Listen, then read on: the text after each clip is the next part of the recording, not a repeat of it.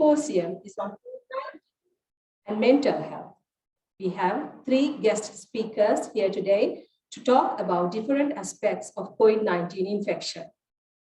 To chair the session, I would like to invite Dr. Chaya Kapugama, consultant psychiatrist from UK, Dr. Madhushi Rovel, consultant psychiatrist at Teaching Hospital, Anuradhapura. Over to you, madam.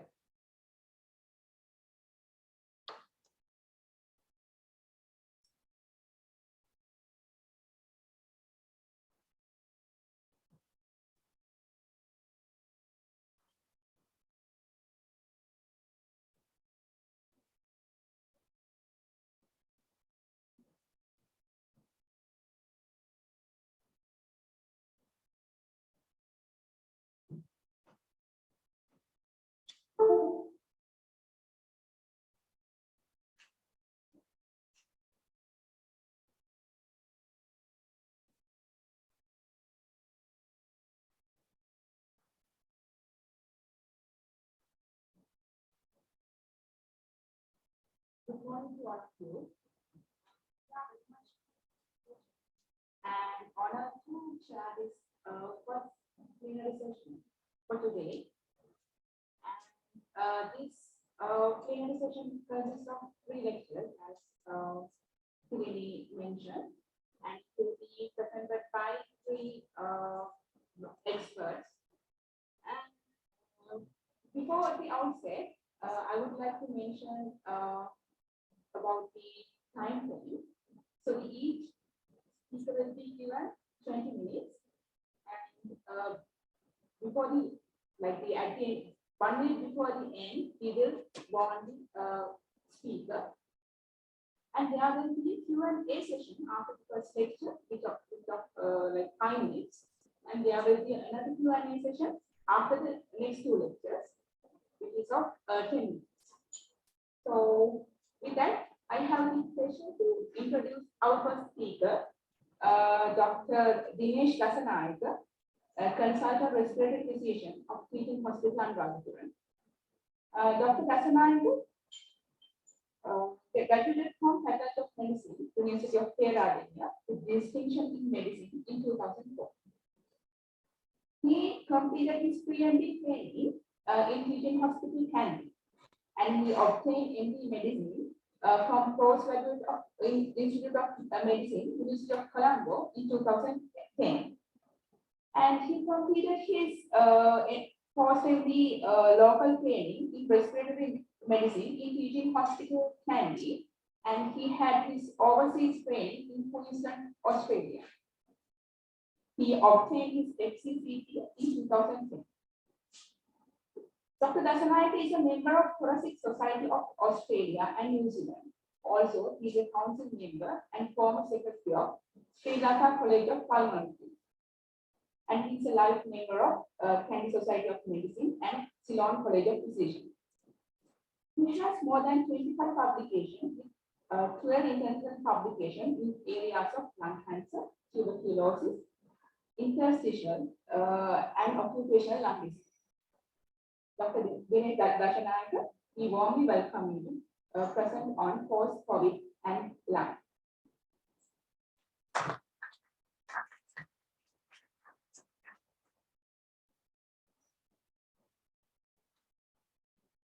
Good morning, everyone. Good morning, everyone. Let me first thank the College of Psychiatrists and the psychiatric team for inviting me to do this lecture on a timely topic.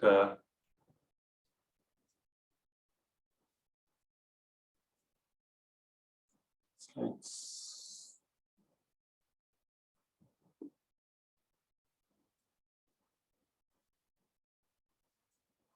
Slides are not good.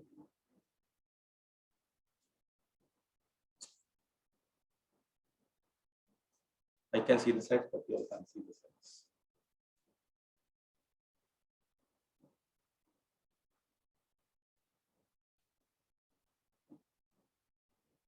Just give us a second, there's some technical errors. Okay, until we see the slides, I will talk a few things about COVID-19. infection. So we are just into the second year of the illness, so we know the acute part very well. But the subacute and the chronic effects of COVID-19, we are yet to understand, we are still studying. And there seems to be a lot of after effects of the COVID-19 infection. And so far, we are seeing an increase of interstitial lung disease and lung involvement. Pulmonary involvement is a significant part of COVID-19 infection. So just to brief you on the natural history of COVID-19 infection, if you take 100 people, 95% of them will recover without any complications. So that part we know from the acute history. That also depends on the strain of the COVID-19 virus. Like the Delta variant had a very complicated course, but the Omicron variant has a very mild form of progression. So out of this 5% who will get complications,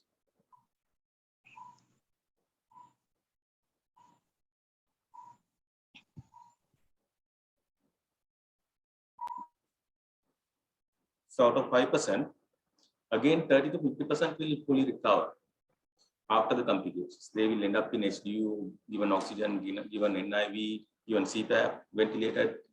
Still 30 to 50% will recover, but 20% will die, and another 30 to around 30%, 30 to 40% will have after effects, especially the pulmonary fibrosis. That's an important part of this disease, which is different to other viral infections.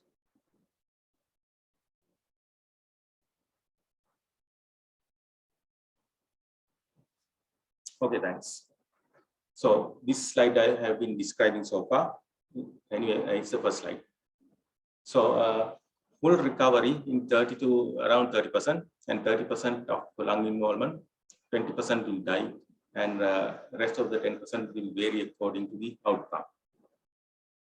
So we are seeing the tsunami or the after effect of COVID infection, acute infection. We have like battled it out. It is subsiding, but the after effects we are seeing now, we are getting like increased number of post-COVID lung disease in our clinics, and almost we are getting full. Our clinics also are getting full. So what happens in COVID-19? The description so far, people believe that there are two hits to lung. One is the epithelial injury, and another is the endothelial injury.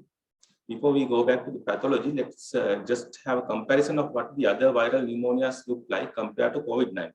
The famous one is the influenza pneumonia. You can see on the left hand side of this graph.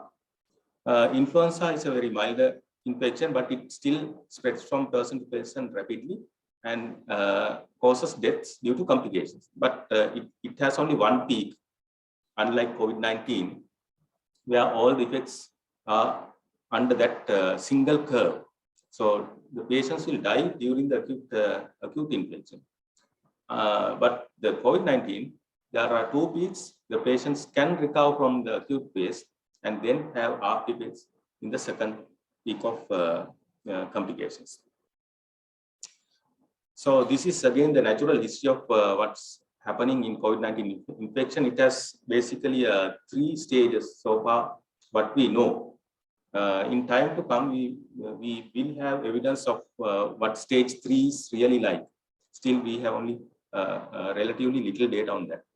So stage 1 is the early infection, where people will have mild symptoms, fever, cough, shortness of breath.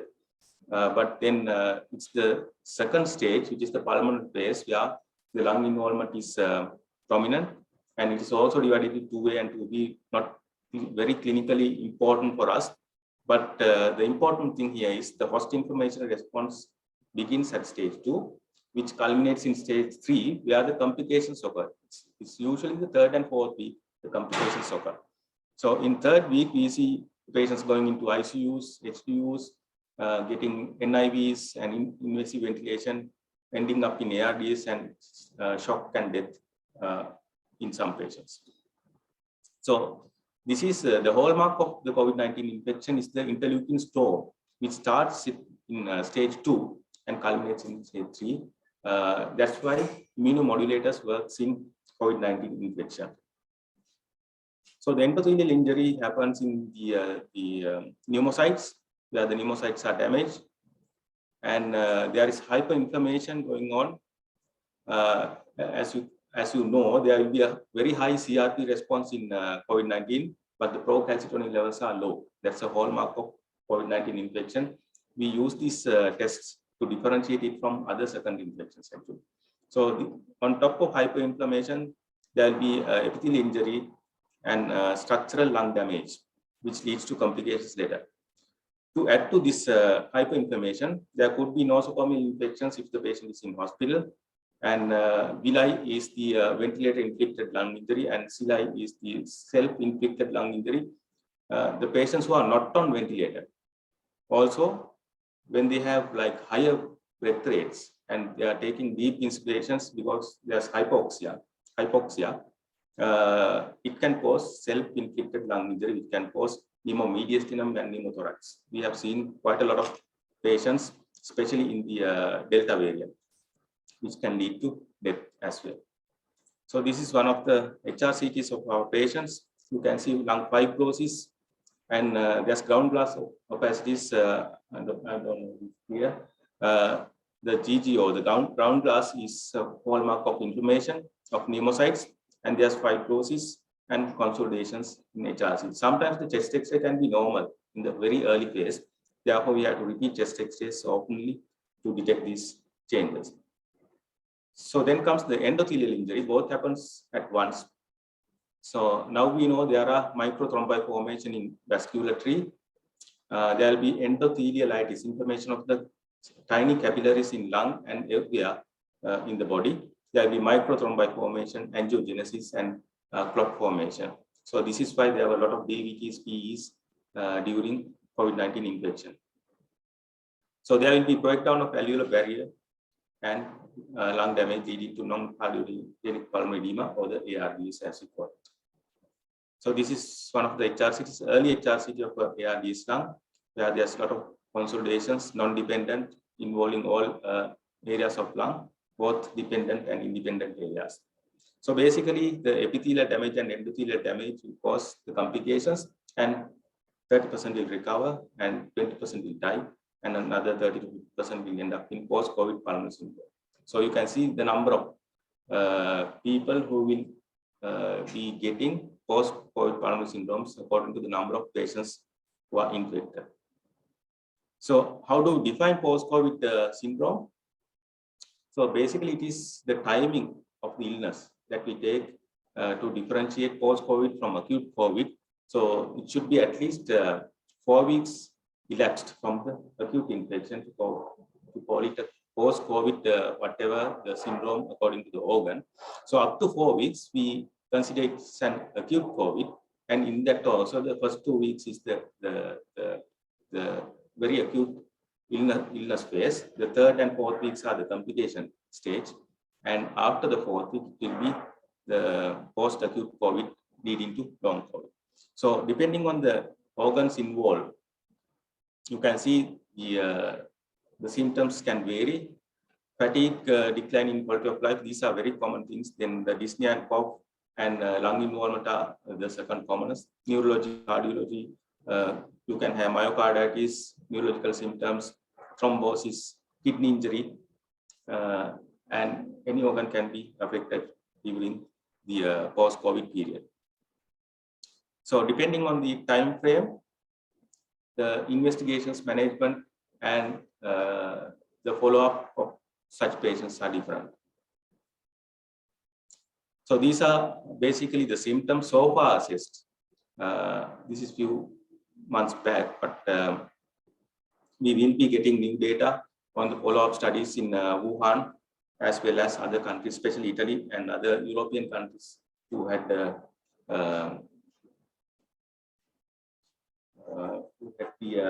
outbreak in Europe. So again, the commonest is the fatigue. Then the second is breathlessness, and according to the involvement of organs, the symptoms are different. You can have joint pains, chest pains, features of myocarditis and encephalitis, and especially muscle ache and diarrhea. Anosmia and loss of taste is also a common feature which will take time to resolve. Actually, last to resolve will be those two features.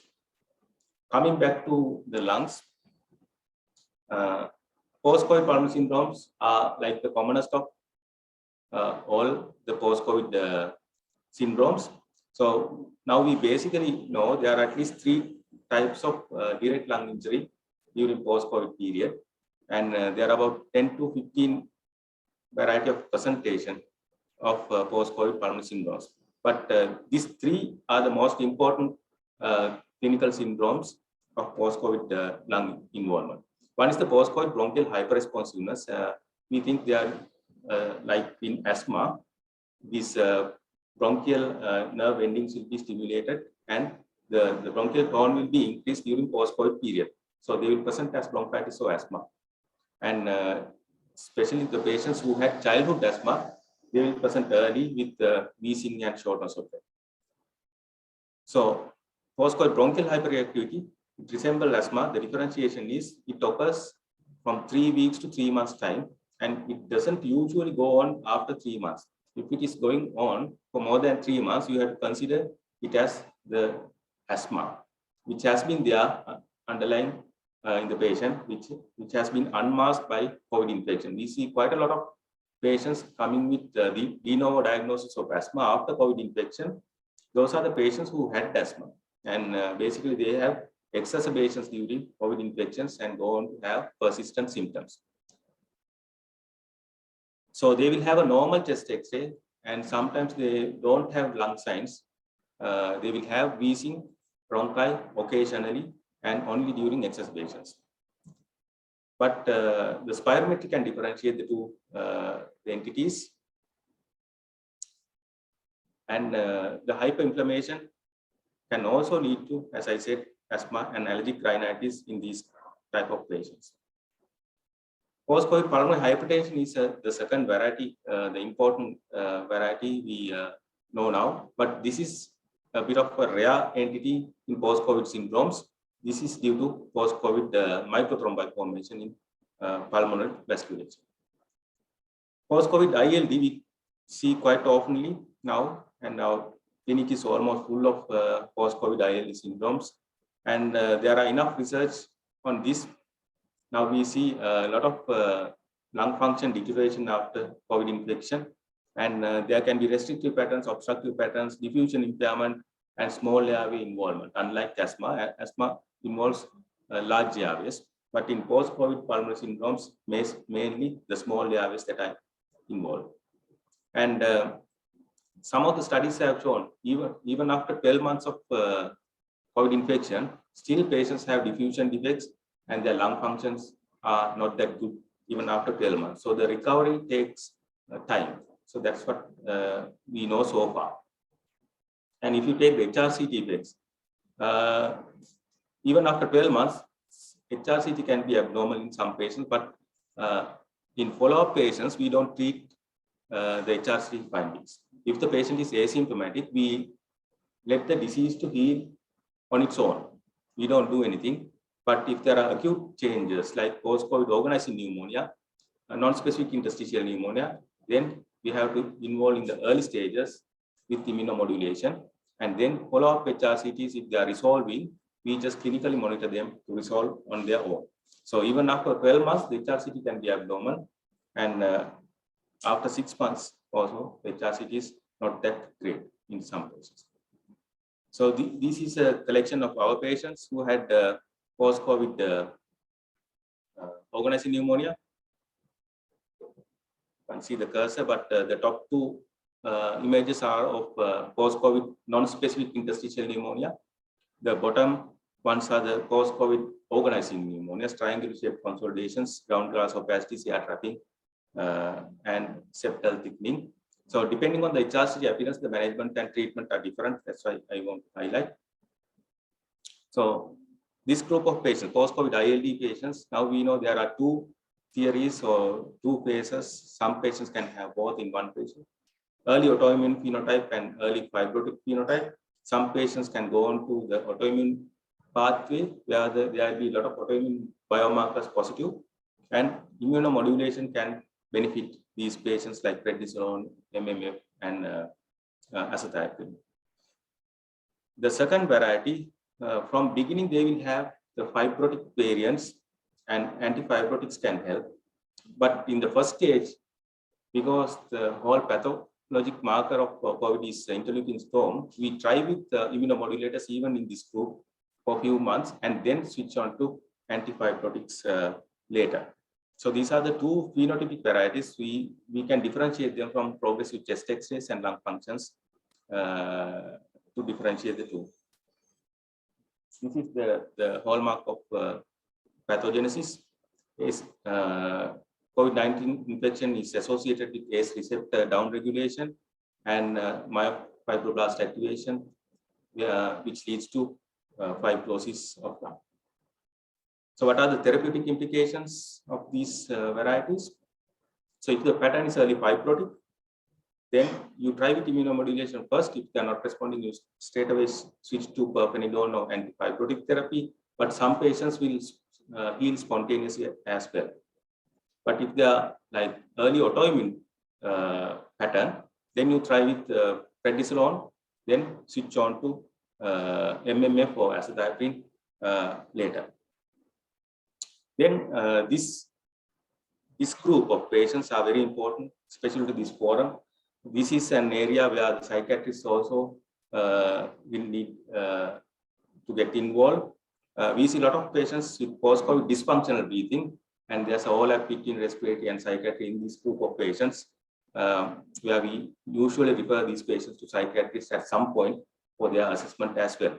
So this is also a very common entity. We see in about 30%, and most of them are young patients, young females.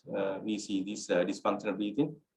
Shortness of breath on exertion. They will complain of fatigue and shortness of breath on exertion.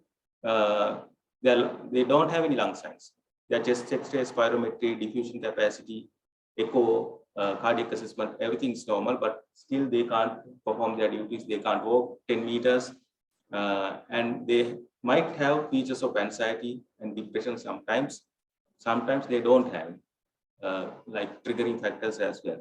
This is something similar to post-viral syndrome we see in influenza, but this drags on for so many months and even years in COVID.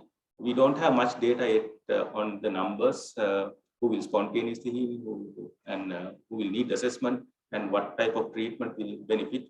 But what we do is we prescribe them some breathing exercises and incentive spirometry, and to cope up with the day-to-day activities. And also we assess for anxiety and depression clinically, and we refer them to psychiatrists as well. I have sent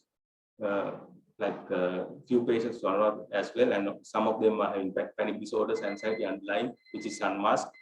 And then we get psychiatrist help as well. Sometimes there's some data that certainly an SSRIs will help in post-COVID dysfunctional breathing, but there's no randomized controlled trials as yet to suggest which medication will benefit. So these patients will benefit from breathing exercises, and we have to advise them how to work, how to do their day-to-day activity without getting fatigued. So this is another entity, very important and very common presentation to us, and where we need psychiatrists' help as well.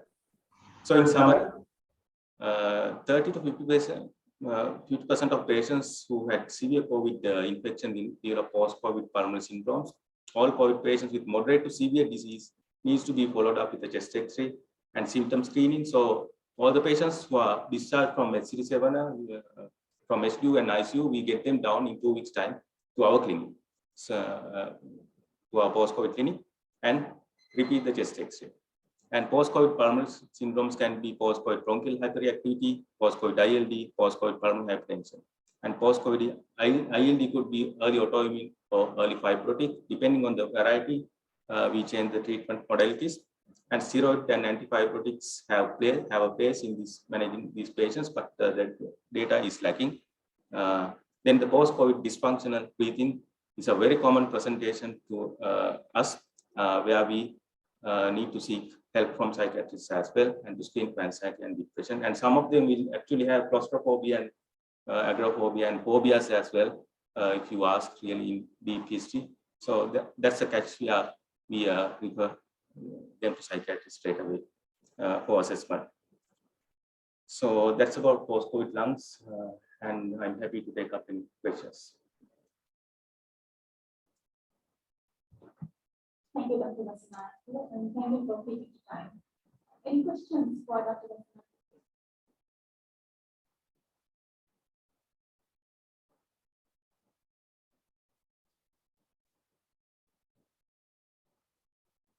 Yes, Manjula.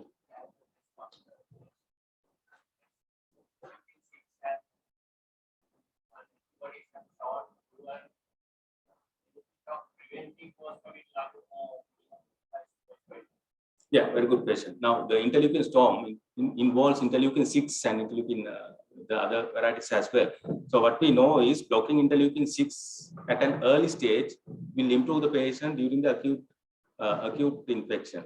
So if we bring down the interleukin storm and the acute stage, we believe that the after effects will also be low. But there's a very small proportion of patients who will really benefit from anti-interleukins. If we are giving, we have to give it an early part of the disease within the first 10 days or so. And it's difficult to time the interleukin blockers as well, because procal should be normal and LDH should be high, and there are various other about 5 criteria that should meet before giving interleukin blockers. Because if we give interleukin blockers to a patient who's having underlying infection, patient can die of sepsis. So answering Manjula's question, certainly interleukin blockers can help prevention of post-COVID lung fibrosis and things like that, because the acute phase, the interleukins are blocked.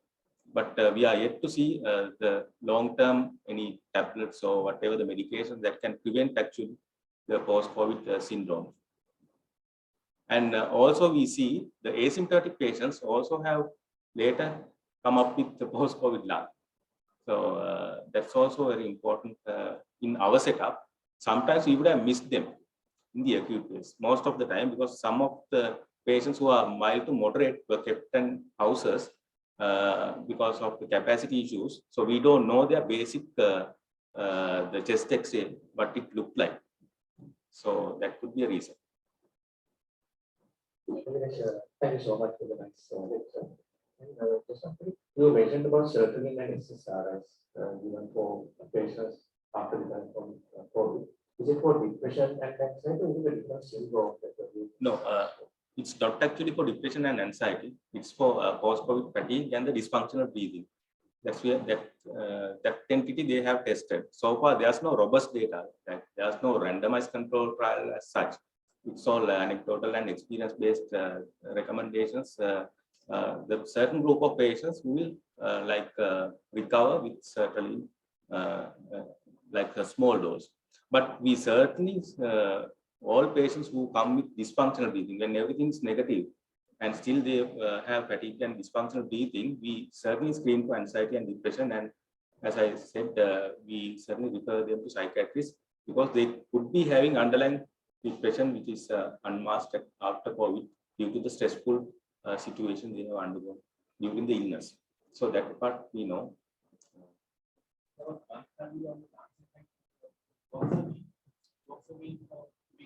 Yeah. Yes, but the most studied drugs are certainly and the SSRIs. Voxamine, I have like no data. I have don't have the numbers, but certainly it's been given for a certain group of patients on this dysfunctional breathing.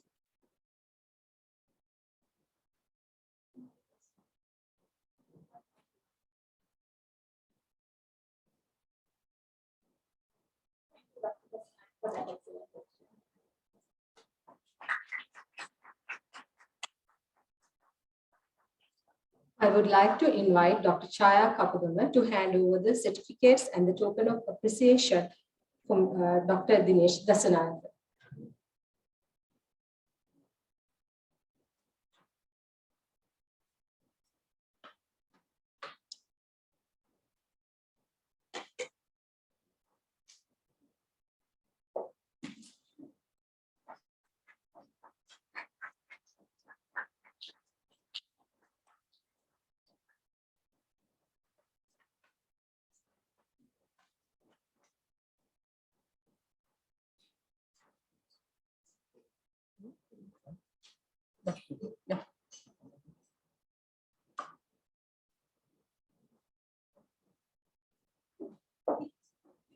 Pleasure to introduce our second speaker for this session. Professor Anuradhapura is a senior professor and founder chair of the University of Anuradhapura. She's the honorary consultant scientist at Teaching Hospital Lanka South, and she's the founder of Psychiatry, Psychiatry, sorry, at Lanka South Teaching Hospital. She was president of Sri Lanka College of Psychiatry from 2015 to 2016. And she was the chairperson of the Women's College of Psychiatry, medicine, in 2018 and 2009. Of many psychiatrists, including myself, and over 200 presentations.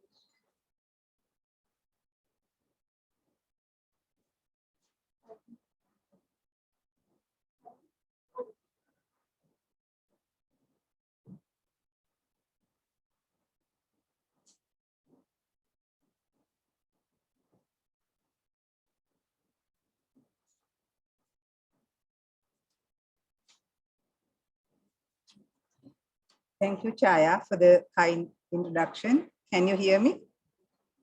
No?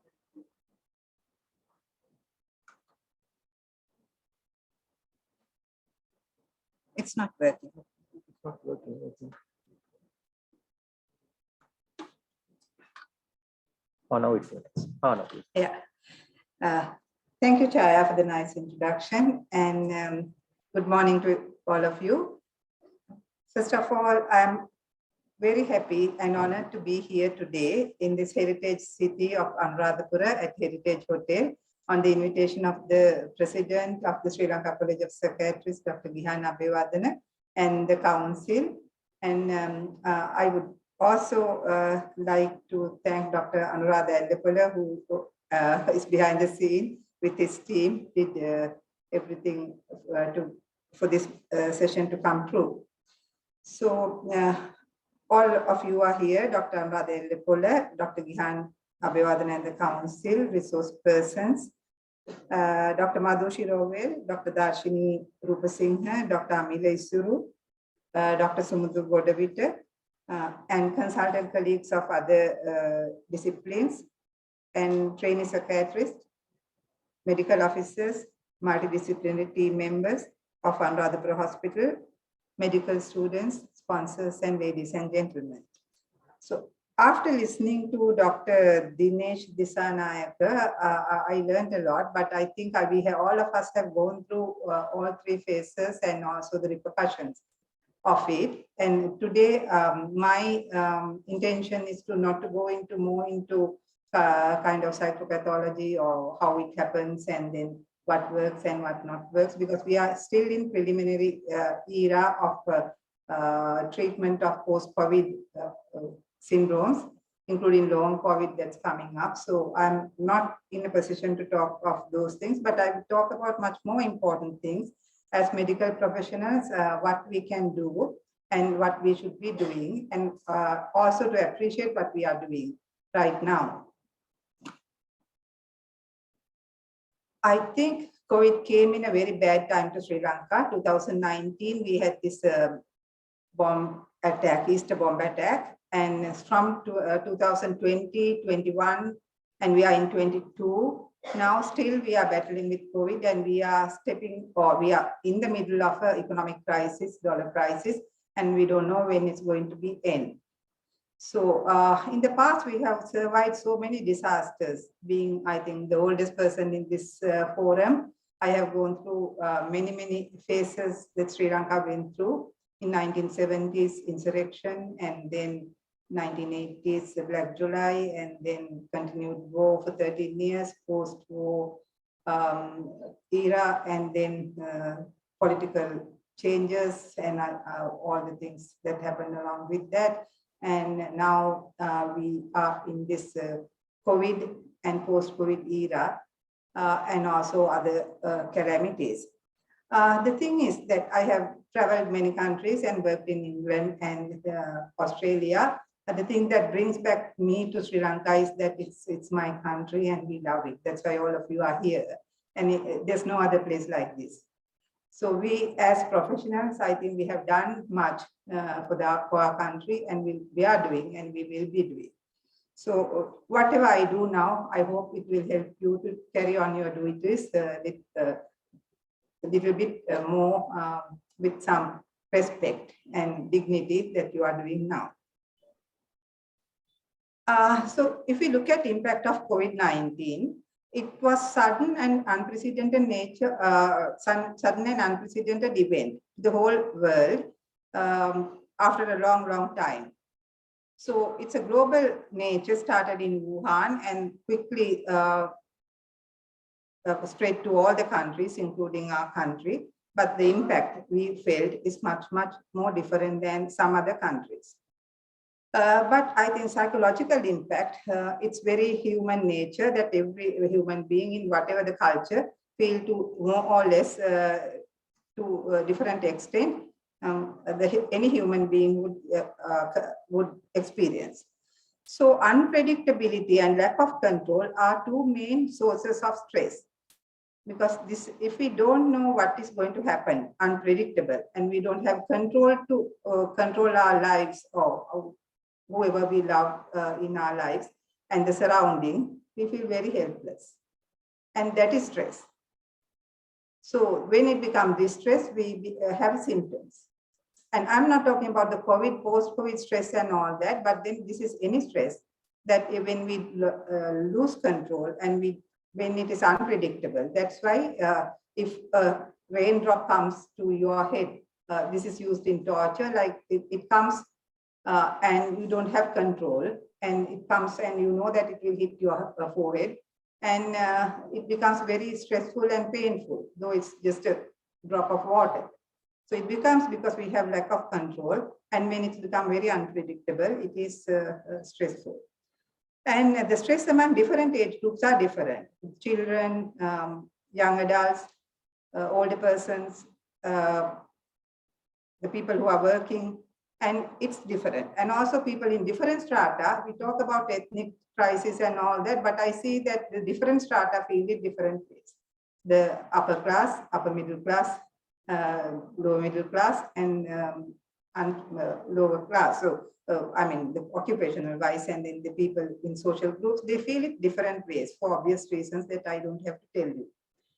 So the social consequence of this particular event that we face is much more common in many cultures: social isolation, restricted mobility, and the information overload we had over internet and the social media.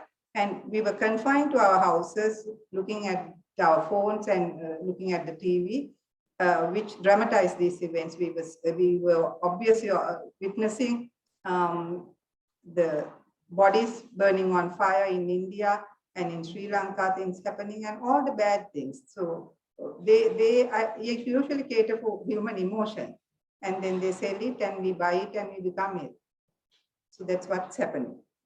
So now they sell war, or now our economic crisis, and maybe another country. So everything, disasters in human emotions, they sell and we buy and we become ill. So economic consequences of this, the social consequences are vast. I will come into that again and again. Economic consequences, you know, loss of income. We don't feel it that much because we have fixed salary, or even if you may have lost private practice, but then still you have a fixed income. But there are people who lost their daily wages. And there are vulnerable groups who were confined without food, without care, without medication. And among all these things, some died. 95% Dr. Dasanayake said will survive. And some of 5% died. And we have seen their the grief of loved ones and the things that they've been through of this unprecedented nature of the condition. Like the Muslim people faced that they couldn't do their rituals. And I remember when I was in Queensland, my uncle passed away due to COVID, old 80, and his son was seriously ill with COVID, and he was in intensive care at Citrus. His daughter was confined to home, and his funeral was luckily done by cousins without any others. And then his Panchapuli was given by my brother from Brisbane, and all of us joined online. And it's really difficult. So we have to look at this innovative ways of him, but it diffuses stress.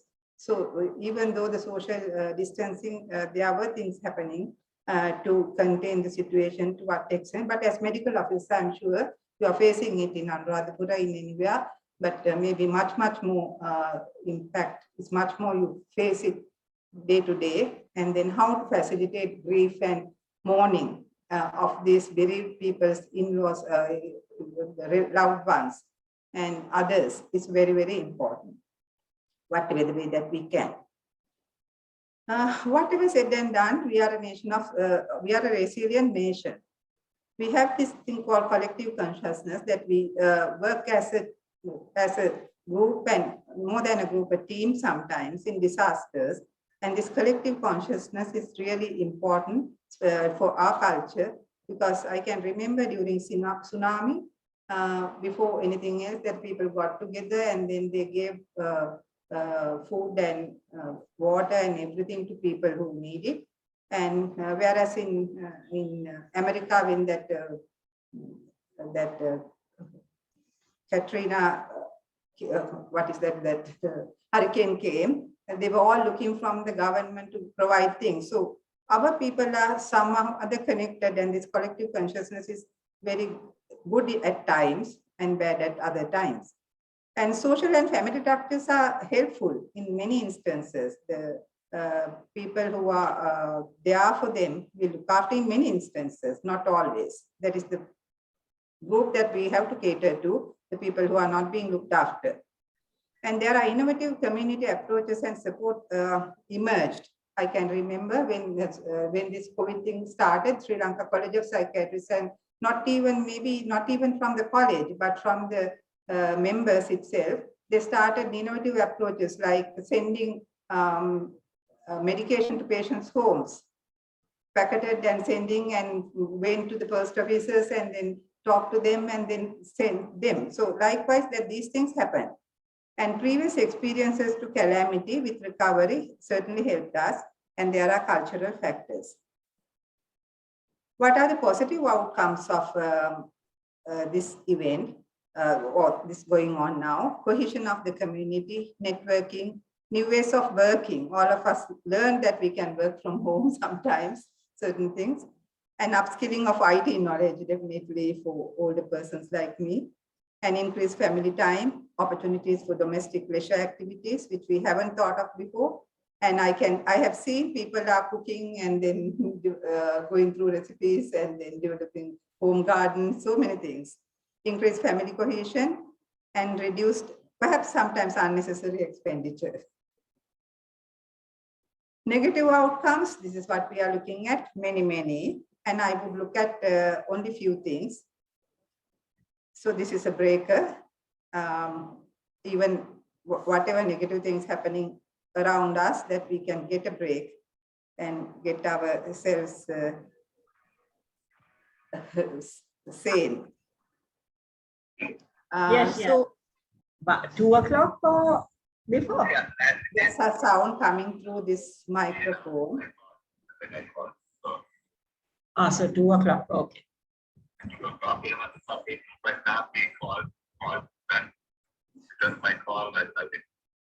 All right. Okay.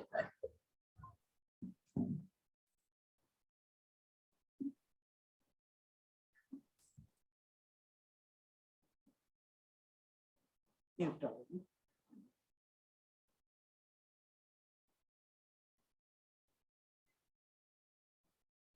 Okay, thanks. I think some of the participants were talking.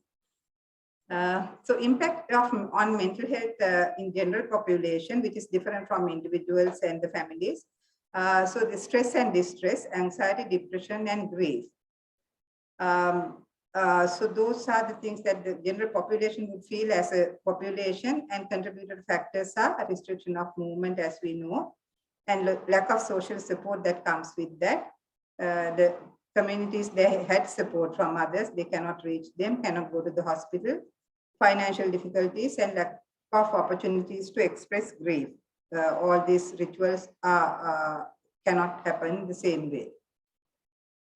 There are special considerations like bereavement and grief, people who are bereaving, pre-existing mental illness and impact from COVID, and approach to vulnerable people. So I would look at few of the things only, not everything. So bereavement and grief, basically this is more practical things that I'm talking. So for the other colleagues and teams, so understanding and empathize with them, though we are stressed, that we know that what they are going through is much more than what we are going through right now. So understand them from their point of view and try to help as much as possible within the framework, not to go out of the way, but within the framework. So there are a few stages of grief: denial, anger, bargaining, depression, and lately only can come acceptance. So once you accept, only you can get through the life the way that it before, without the loved person, knowing that he is not there. So many things that we do is that during denial and anger phase, this is what you face. I have witnessed it during my internship and even other times. So when person dies or when something happens in the hospital, the thing is the people deny that it happens sometimes. And when they get angry, it's often projected to us, to the first line doctors or the nurses. And they might be angry, why doctor, you didn't do this, why did you do this, and you killed my thing, and don't overreact to it. Because they are under distress and this is their emotional way of handling it. And make it like very clear statements, and this is what we have done, but continue helping them, and they will go through that, and then later on they will go through bargaining and depression and acceptance that will come later. Do listen to them, not to overreact to the situation. Facilitate procedures as if you can, not to block them. Facilitate expression of grief.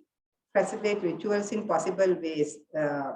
And refer for counseling if they come later with symptoms, and detect mental illness and treat or refer to a psychiatrist. Very important. This is what is really the important part, because we have to, until we know more about COVID, we have to treat mental illness as it is and detect it as it is and then treat, because people will come now more than before. So people who have pre-existing mental illness, what happens to them? Medication default is common, whatever we try. Many people came afterwards. They have abnormal perception of events. Why people are wearing this mask may be perceived very differently from an autistic person, mental retarded person, mentally ill person, paranoid person, depressed person, in a different way than the other people. Abnormal behavior could be there, they react to it. And their family's response and interaction could vary from rejection, blame, expressed emotion, and overprotection. So it's quite a range of things that can happen. Most often than not, it's more rejection, blame, and expressing their emotions to the person who is mentally ill, which can be really damaging their recovery. And overprotection is seen mainly with children. They are trying to be overprotective, children to be overprotected, and they tend to bring them to the doctors often, but which they can't do now. So they are parents would be very anxious. That can be reflected on the child. So measures to detect and treat mental illness amongst COVID-19 chaos is very, very important because it's not a priority. Anyway, it had not been a priority, but it's people are talking about it much, much more now globally. So it's our duty and responsibility to detect mental illness and treat or refer if we can't. And we have the responsibility of protecting the person and the public from the dangers of COVID, as well as from harming in other ways due to mental illness. So all the measures should be taken and reach for help because you are not alone. So this is again for the people who are not psychiatric community. How to detect mental illness, very easy. Take a proper history. They might have a history of previous treatment, Towel ceremonies, Avesa Veneva, and so many presentations to doctors with somatic complaints and position states, what we call them. You have people here as well, I guess. Get collateral information from the family members to confirm, and also observe. And if you feel that they feel sad, dejected, worried, a depressed person will look like this. Mostly head turns down and dejected appearance on the face, shoulders bent forward, and maybe walking very slowly. And you can observe if it is severe. So if it is an anxious person, you can see the fidgetiness and anxious, and they are walking up and down and bringing with their hands or handkerchief, doing things on the floor with their toes. So many things that you can observe and ask for these symptoms, sadness, all that. I'll come to that, and do a little mental state examination to identify depression. And decide whether the person needs support, counseling, treat, or refer. This is the important part. Am I? 1 minute. Oh my God. I haven't done all that. So I will not go through the features of depression. And this is what we have seen yesterday from Gihan Photography Club. And COVID-19 anxiety is very, very important. Psychological impact is very common, 53%. Things that help are self-care, great availability of health services, religious resources, and spiritual activities. I have added this part for those who can benefit from it, not for others. And very importantly, anxiety disorder as a disorder has to be diagnosed properly to treat it. So detect it, to treat it. And many of them would have anxiety, tension that will go away.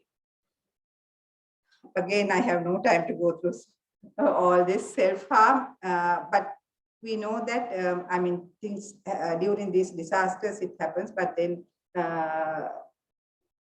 Tilini and others have done studies. They have not seen an increased presentation to hospitals the same way that it's not so increased in this COVID situation. We have to do few things to prevent. Vulnerable elderly, very important. Things that help, limiting exposure to infection, networking with loved ones, few ones are opposed to many, IT support and monitoring is very, very important. Elderly with special needs, I'm not going to go into details, but abuse is one thing. Another treasure we have seen from Gihan Photography. And mentally ill person with COVID, we have dealt with that to some extent. Safety, empathy, calm and confident firm approach, de-escalation, avoid restraining if possible. Give haloperidol or promethazine if the medication is not available. Contact psych team. Domestic violence, be vigilant. Things happen behind doors, especially during this time. Identify and refer. Children have special needs and they have their problems. So it's a huge lot, I can't talk about it. So general population, provide correct information, visual aids, brief guidelines, stories, avoid conflicting messages, allay anxieties, acknowledge distress, provide practical methods to cope with distress, empathize, encourage networking. workplace adjustments. I'm finishing now, chairpersons. What I have to say is that workplace adjustment, you have been very great. I have worked in Australia. Dr. Chaya told me what happens in NHS. You have been very great. You have done many novel things to make it go through this crisis. Anything to improve on, please do. Staff support, do it. Appointments, regularize it. Think of telemedicine, use of IT, use of multidisciplinary teams because you don't have to do it yourself. Advocate to policymakers. Another treasure from Gyan Photography Club, which we saw yesterday. So we had been fortunate, and thank you very much for listening.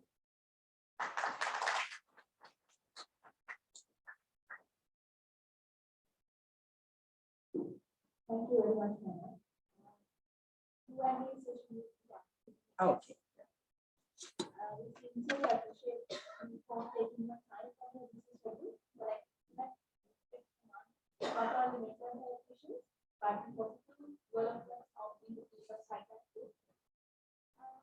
With that, I would like to invite our next speaker, Dr. Anuradhapura, consultant neurologist, Teaching Hospital, Anuradhapura.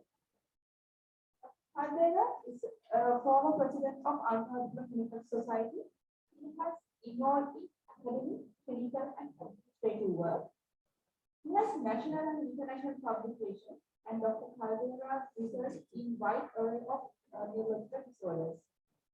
Dr. Caldera has a special interest in cognitive neurology and movement disorders. Dr. Caldera is over to you to discuss on encephalopathy and COVID-19. Thank you, Chairpersons.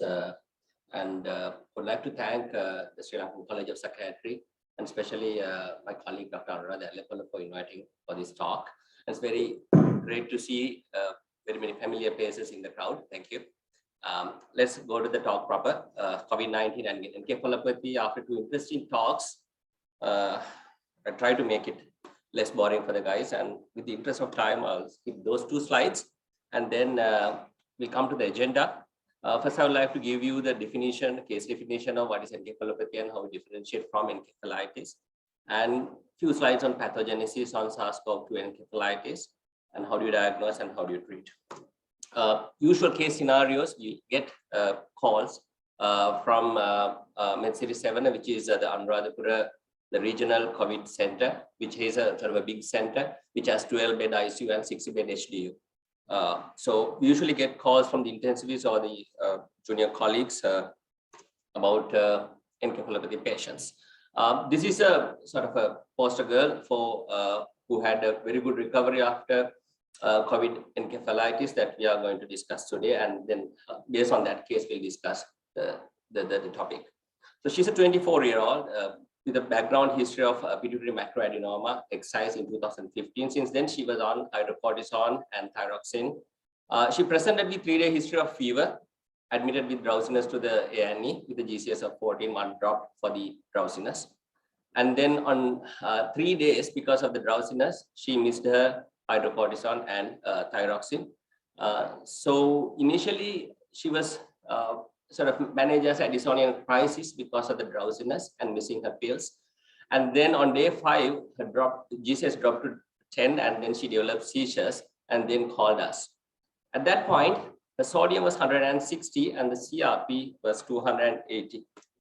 And this was her CT scan of the brain. Now, for the people who are familiar would recognize, would be able to sort of compare with the normal CT scan of the brain. When you compare with your right-hand side, this looks edematous. There's a lot of shrinking of the ventricles and then effacement of the gyra and the sulci. And then there's reduced gravi demarcation that would appreciate their cerebral edema. Now, was it Addisonian crisis because she lost her hydrocortisone? No, because her sodium was very high. You don't expect that to be high in Addisonian crisis. So we postulate that the patient has a craniogenic diabetes insipidus because of the severe swelling of the brain, which could reduce. Good heaven, right? Okay, we'll continue. I suppose. Okay.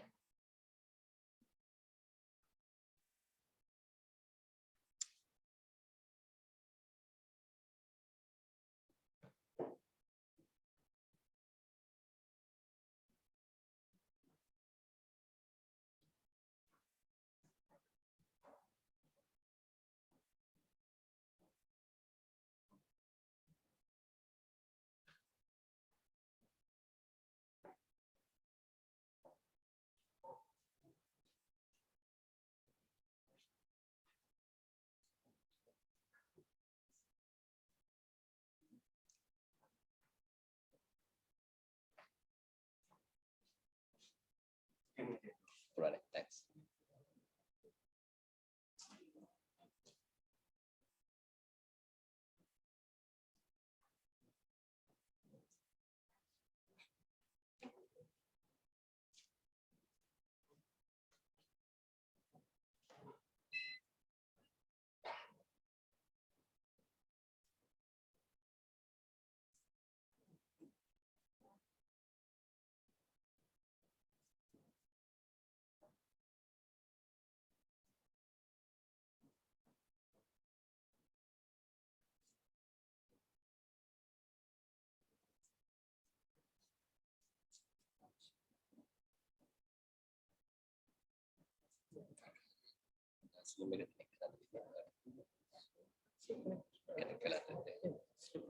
I'll make a disconnect from there. So take on it. Right. For the apologies for the people who are joining through Zoom because we had a power cut here. Now you can't explain the hyponatremia due to losing a hydrocortisone because it's due to diabetes. She had a lot of urine production, so we thought this is due to encephalitis, and then we'll come back to the case a little later. So COVID-19 and encephalopathy. Definition of encephalopathy is a clinical state of altered mental status ranging from confusion, delirium, deep coma, with or without inflammation in the brain. Probably also would be called for these kind of delirium patients with the COVID centers. The etiology, multifactorial, as you know, very many things could contribute, like toxic, metabolic, hypoxic, ischemic. You know that COVID-19 is a prothrombotic condition. There could be pulmonary thrombosis as well as sort of systemic thrombosis that could happen in the brain as well. And then the systemic sepsis, and then the brain inflammation, which including the brain infection, and then the immune-mediated injury to the brain. Now, in COVID-19, a common manifestation of multi-organ dysfunction, which is the most commonly the acute respiratory syndrome with hypoxia, and then the renal and the hepatic and the cardiac failures are the common causes of encephalopathy, not the encephalitis, right? So it's very, very commonly seen. And then it's more frequently seen in people with more severe cases of COVID-19. And then CNS manifestations are more commonly seen in patients with COVID-19. This is all research data. Now, encephalopathy, it's an umbrella term. It is not a definitive diagnosis. There could be very many reasons for the encephalopathy as we discussed. And then encephalitis is one important cause which come under encephalopathy. Now, COVID-19 and encephalitis. So you all know encephalitis is inflammation of the brain parenchyma, and then which causes neurologic dysfunction. Now, how do you diagnose that? First, clinically, the clinical features, you have a patient with fever and then altered GCS, and they can have focal neurology or can have new onset seizures. So if they have previous epilepsy, then the epilepsy could be aggravated. And then the laboratory markers, non-specific inflammatory markers like CRP, ESR, to a lesser extent, procalcitonin can be elevated, and serum ferritin could be high, and then the albumin could be low. Those are non-specific inflammatory markers. And then specific markers like COVID-19 serology and the PCR could be positive. And then the CSF markers, you can see in COVID-19 encephalitis the high CSF protein and then the pleocytosis. Then neurophysiology, you can very, very sensitive investigation, the EEG. You get a lot of slowing in the cortical activity of the EEG. You know that there are delta and theta waves are the slower waves. We usually have active awake EEG in alpha range, but in COVID encephalopathies, we'll get a lot of theta and delta waves. Depending on the severity of the encephalopathy, the slowness will aggravate. And then the neuroimaging, like we saw in the CT scan, the CT brain would show cerebral edema, and the MRI brain has shown various signal changes.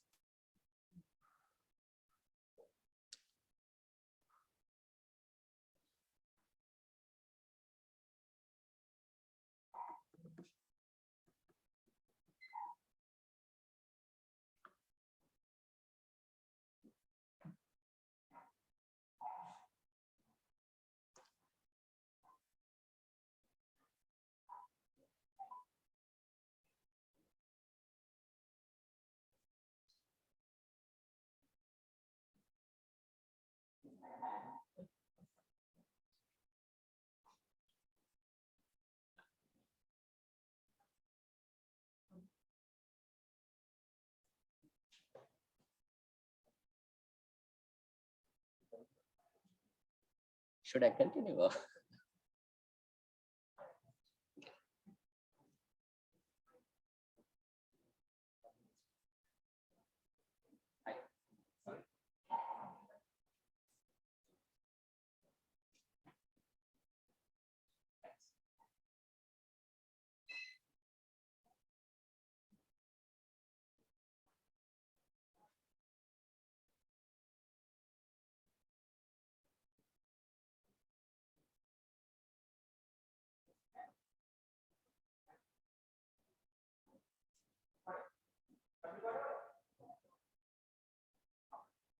We'll take that.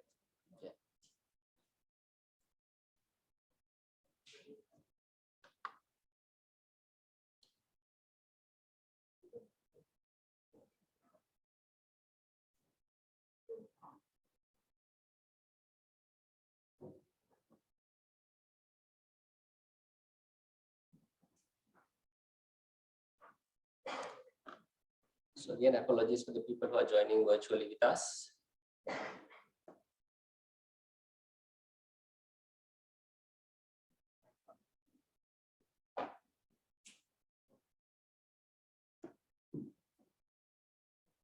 Okay, so and then the neuropathology, of course, the most definitive diagnosis through neuropathology. You can see the brain biopsies. You can demonstrate the inflammation as well as the viruses in the electron microscopy in the brain biopsies. Now, differentiating from meningitis versus encephalitis, of course, you all know meningitis also can happen with COVID-19, but without inflammation of the brain parenchyma. You may see headache, fever, nausea, vomiting along with meningisms.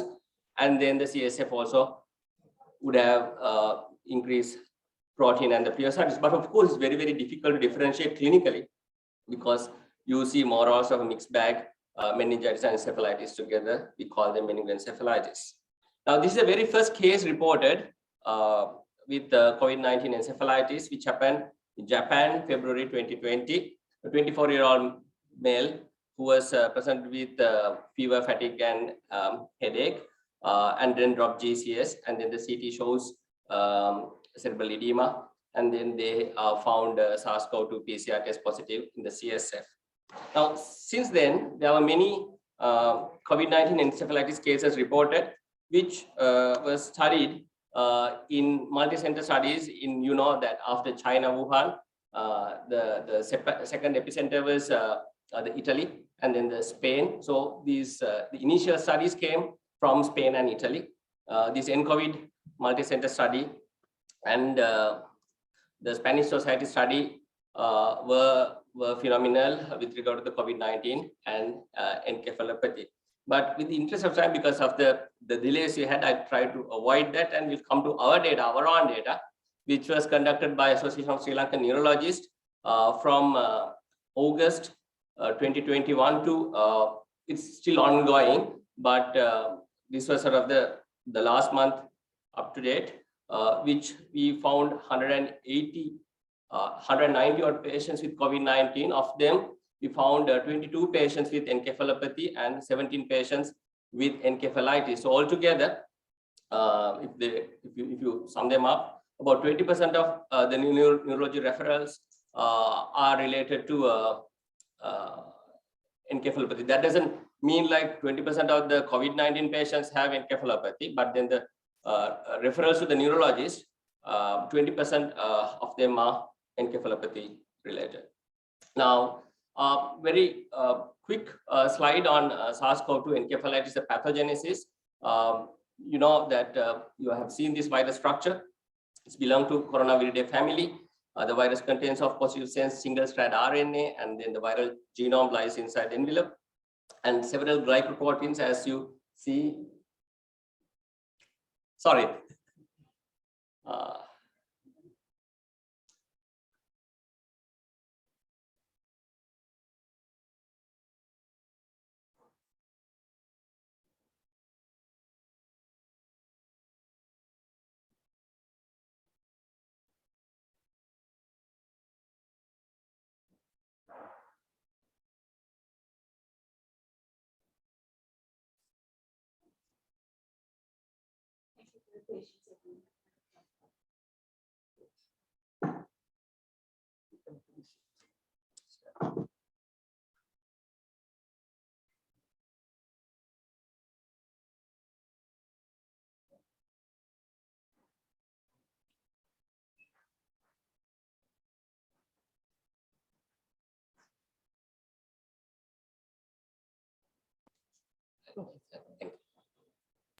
Thank you so much for your patience waiting. Now, the viral genome lies inside the envelope, and then the several glycoprotein projections, as you see the red knobs and the yellow knobs in the outer cortex, which are helpful for the virus to sort of invade the host. And then the envelope glycoproteins are crucial in virus entry. We'll skip a lot of details, but then the mechanism of COVID-19 associated encephalitis, the coronavirus, enters the CNS through three major routes. The neuronal pathway, where the transsynaptic pathway, where the most commonly seen, where the virus enters the upper nasal, upper respiratory tract mucosa, and then through olfactory routes, it invades the olfactory nerves, and then it go retrogradely into the brain. That's one of commonly seen pathways. You all know that the loss of smell is reported with that, and it can go through the oral mucosa as well, and then the taste receptors also. These nerves can get affected, and then that retrograde traveling of the virus can be seen into the brain. Then endothelial angiotensin converting enzymes ACE2 receptors expressed in the brain vessels are quite fond by this virus, and then they use these receptors expressed in the endothelial cells to invade or to cross the blood-brain barrier. And then due to the inflammation, the blood-brain barrier is extremely leaky, and then that also has been demonstrated as a mechanism of invading the virus to the blood-brain barrier. Otherwise, the blood-brain barrier work as sort of a protective barrier. We'll skip these slides. And then my colleague, Dr. Dinesh Dasanayake, discussed the interleukin storm or the cytokine storm syndrome, which is also an inborn mechanism of pathogenesis of the COVID-19 encephalitis.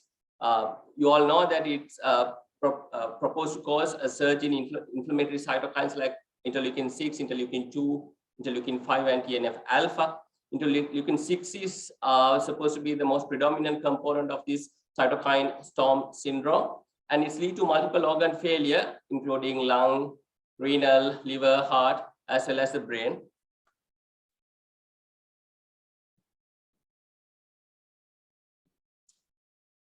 Apologies, guys.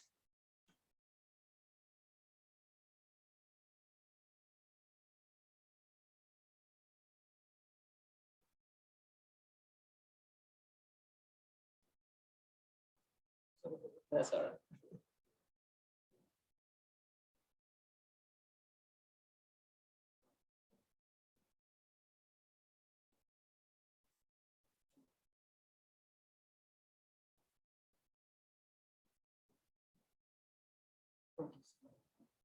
Thanks. I hope you will not say enough is enough. You go home, right? Right. Right. And then interleukin 6 blockers like tocilizumab and anakinra has resulted improvement in critical COVID-19 patients, which have been shown that benefit in transfer to the encephalopathy as well. Now, it's difficult to differentiate encephalitis from encephalopathy in SARS-CoV-2 infection due to various limitations of availability of the resources. Like EEG, of course, it's very difficult to sort of get into a COVID ICU to do an EEG. You have to sort of have all sort of protective gear, and it's very difficult to sort of attach all the electrodes, and then you have to take the machine in and then sort of have to clean the machine, and then getting the images done, especially the MRI scans, which take about at least 15 minutes or 20 minutes in the scanner, especially ventilating patients with COVID-19, very, very challenging. And then lumbar punctures, the PCRs, if you don't have a good virology backup, it's very, very difficult to get the CSF PCR done. And then the brain biopsy hardly happen in the world because of the infectivity of the case, and then getting this patient into the theaters. Right. And then the co-associating conditions like toxic metabolic conditions also coexist with encephalopathy. So it's very, very difficult to differentiate purely encephalopathy and whether it's purely encephalitis. Now, the differential diagnosis, it's not always like the encephalitis in a COVID-19 patient is due to COVID-19. There could be other infecting causes which could be prevalent depending on the area.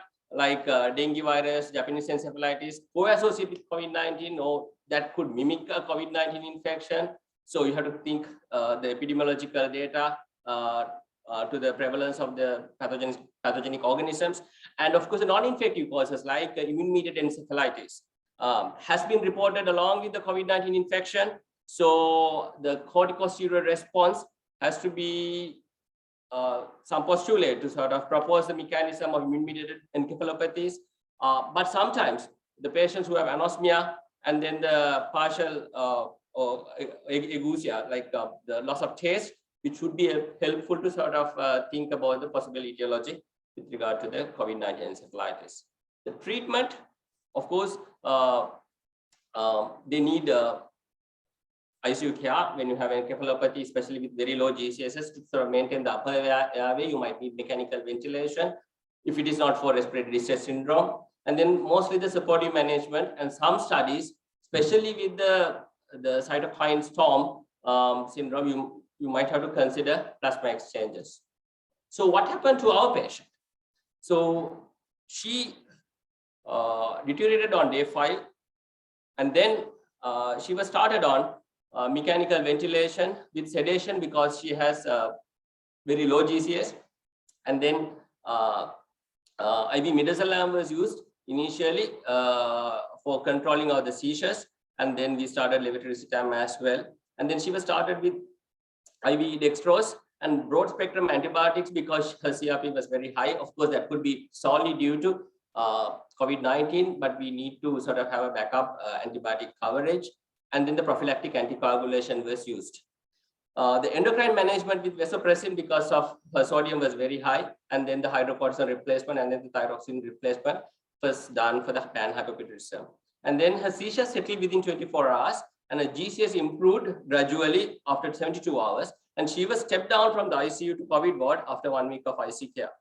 Now the second brain scan was done after 1 week after getting down to the COVID ward, also showed cerebral edema, although patient is improved. So we were reluctant to do a lumbar puncture when you have cerebral edema. So lumbar puncture was not done, and she was discharged on the day 14 with anti-seizure medication and hormone replacement therapy with very minimal cognitive defects. She was otherwise performed very well on discharge. That's it. I'm happy to take, if the chairpersons permit, time, because I know that a lot of delays happen due to the technical issues. Otherwise, thank you very much for your patience listening.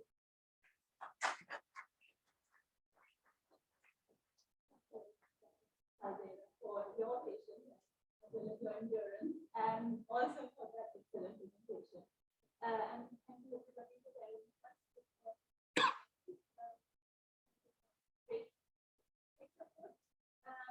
Any questions? And any questions for either Anuradhapura or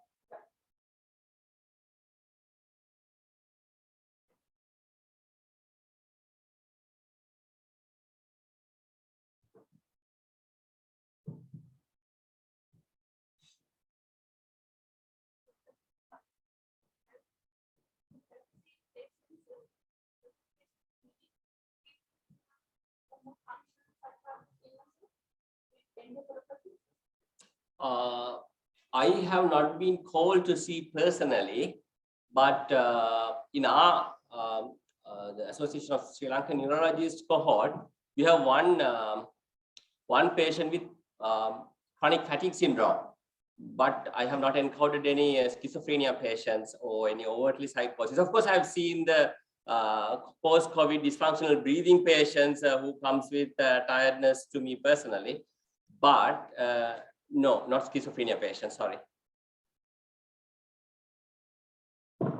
my question was, Yeah. have you seen encephalopathy patients with COVID presenting like schizophrenia or functional psychiatric illnesses? So the references for this talk, I didn't encounter any COVID encephalopathy presented with psychiatric manifestations, but I think in common sense, you can't avoid having psychiatric manifestations in encephalopathy patients as well. But the reference articles which I use for this talk with COVID-19 encephalopathy and encephalitis, I didn't encounter any case. Hope I answered your question.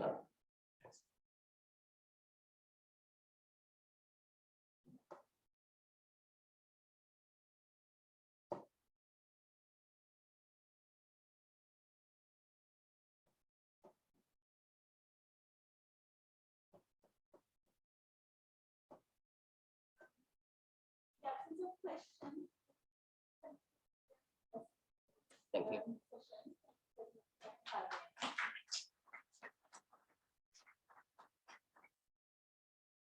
Thank you, Madam and Sir, for those enlightening and thought-provoking talks. Please accept our heartiest gratitude. It's time for the presentation of certificates and tokens of appreciation. I now cordially invite the two chairpersons to hand over the certificates and the tokens of appreciations to the speakers.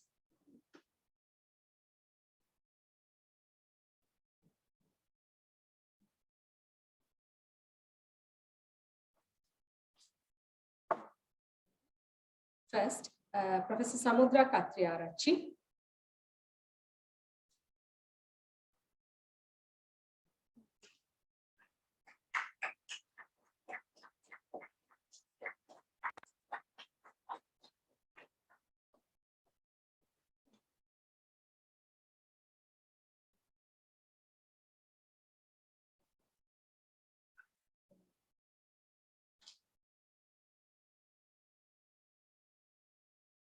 Dr. Manjula Caldera.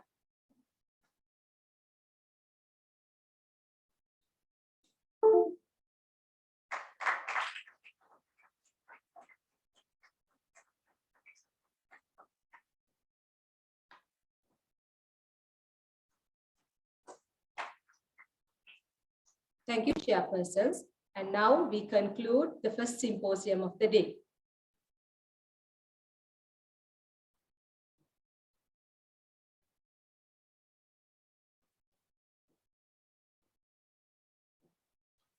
Next in agenda is a speech on mental health in Rajarata by Dr. Anuradhapura. Dr. Anuradhapura has involved in a variety of academic, administrative, and clinical work, and also on service development in this region. Over to you, sir.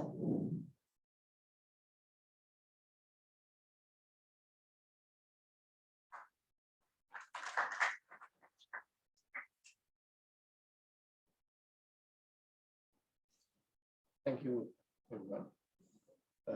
Good morning, and really sorry for the interruptions happened during Dr. Manjula Caldera's talk.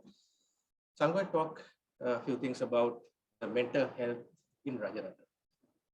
And after coming here to Rajarata to work in Anuradhapura, it's actually a Kapila sir and my brother who encouraged me to work in Anuradhapura way down in 2014. And I don't have any regrets. I really enjoy the work here. And we could involve in a lot of service development in Anuradhapura. So Anuradhapura is a district with around 100,000 in population. These are outdated figures from Wikipedia. In 2012, they mentioned the population is around 50,000, but it's very much more than that. It's around 100,000 in Anuradhapura. And this is an area with a different set of problems to patients. The majority get an income by farming, cultivating. And in the past, they used these primitive methods in cultivation. And nowadays, they have modern machines, huge machines. They call them different names: Bhutaya, Tsunami, right? Big tractors.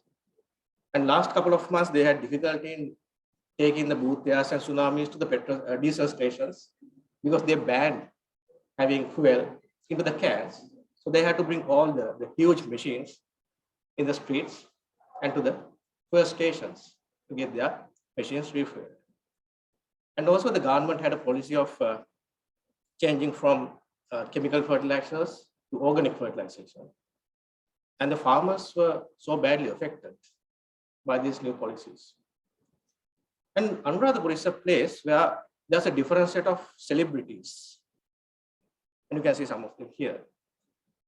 And it's very interesting to see the VIPs coming here very often, right, to get expert opinion from the celebrities. And last couple of months, we saw it very often, very frequently. And on the other hand, the celebrities come here and give their expert opinion to farmers. Right? And they tell them how to farm, what to use, what organic fertilizers to be used for cultivations. So ultimately, the innocent farmers were in trouble. And so in an area with still the human-elephant battle is still going on. They never got a solution for the human-elephant conflict. So sometimes the farmers shoot elephants and elephants break the farmers' homes. And the cultivations are, the crops are badly affected by this human-elephant conflict.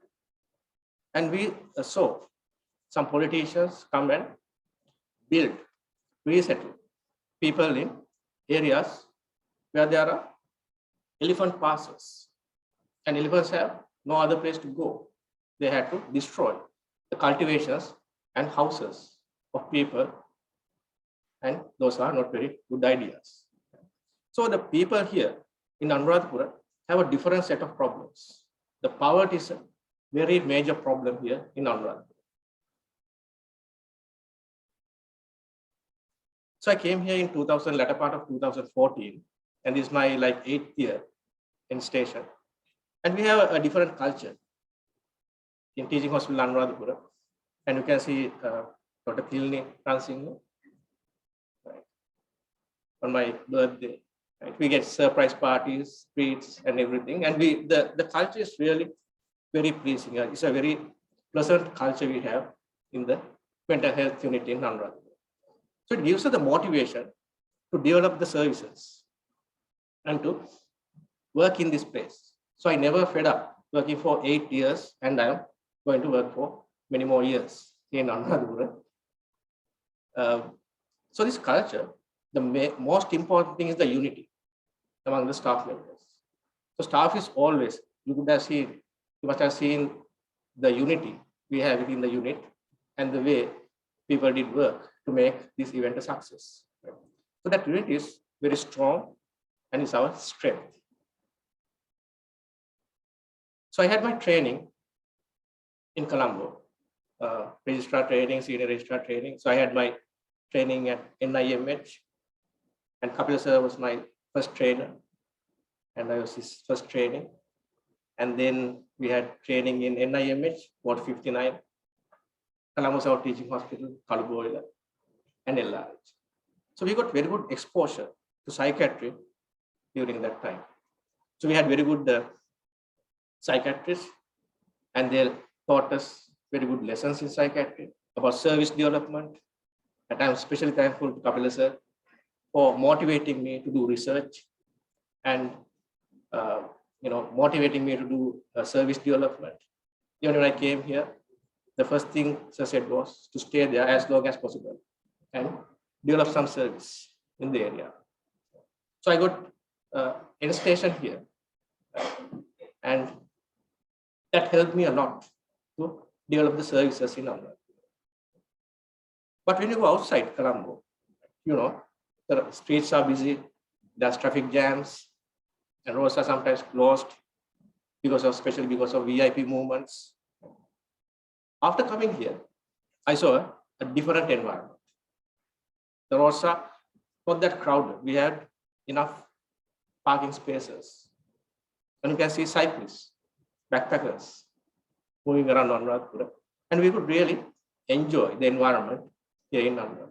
So that actually motivates us to stay in this place and provide services to the innocent people in this area. And we involve in teaching as well. So this post-COVID and pre-COVID, they changed their dress code post-COVID, and they are all wearing scrubs now. And COVID actually badly hit Anuradhapura as well. And the Board of Study Psychiatry helped me to get accreditation to train postgraduate trainees. So for the first time, we have a senior registrar, Dr. Madhura, very dynamic senior registrar, and she did a lot of service development. And recently, she got involved and got us a new ECT machine through the Lions Club.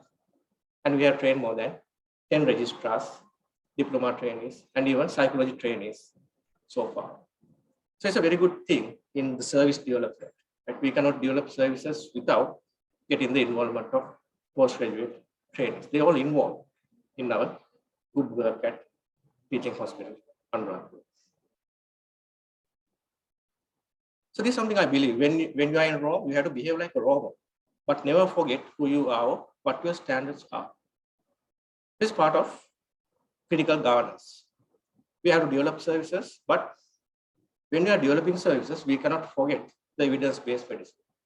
We have to go by the evidence-based medicine, and we cannot practice psychiatry that does not have evidence.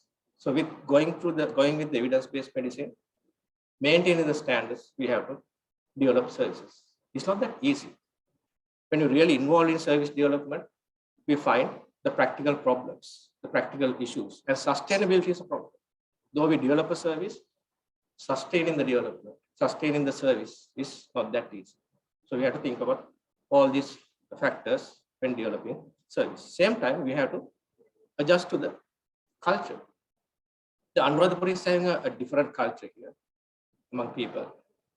And the majority is Sinhalese Buddhist.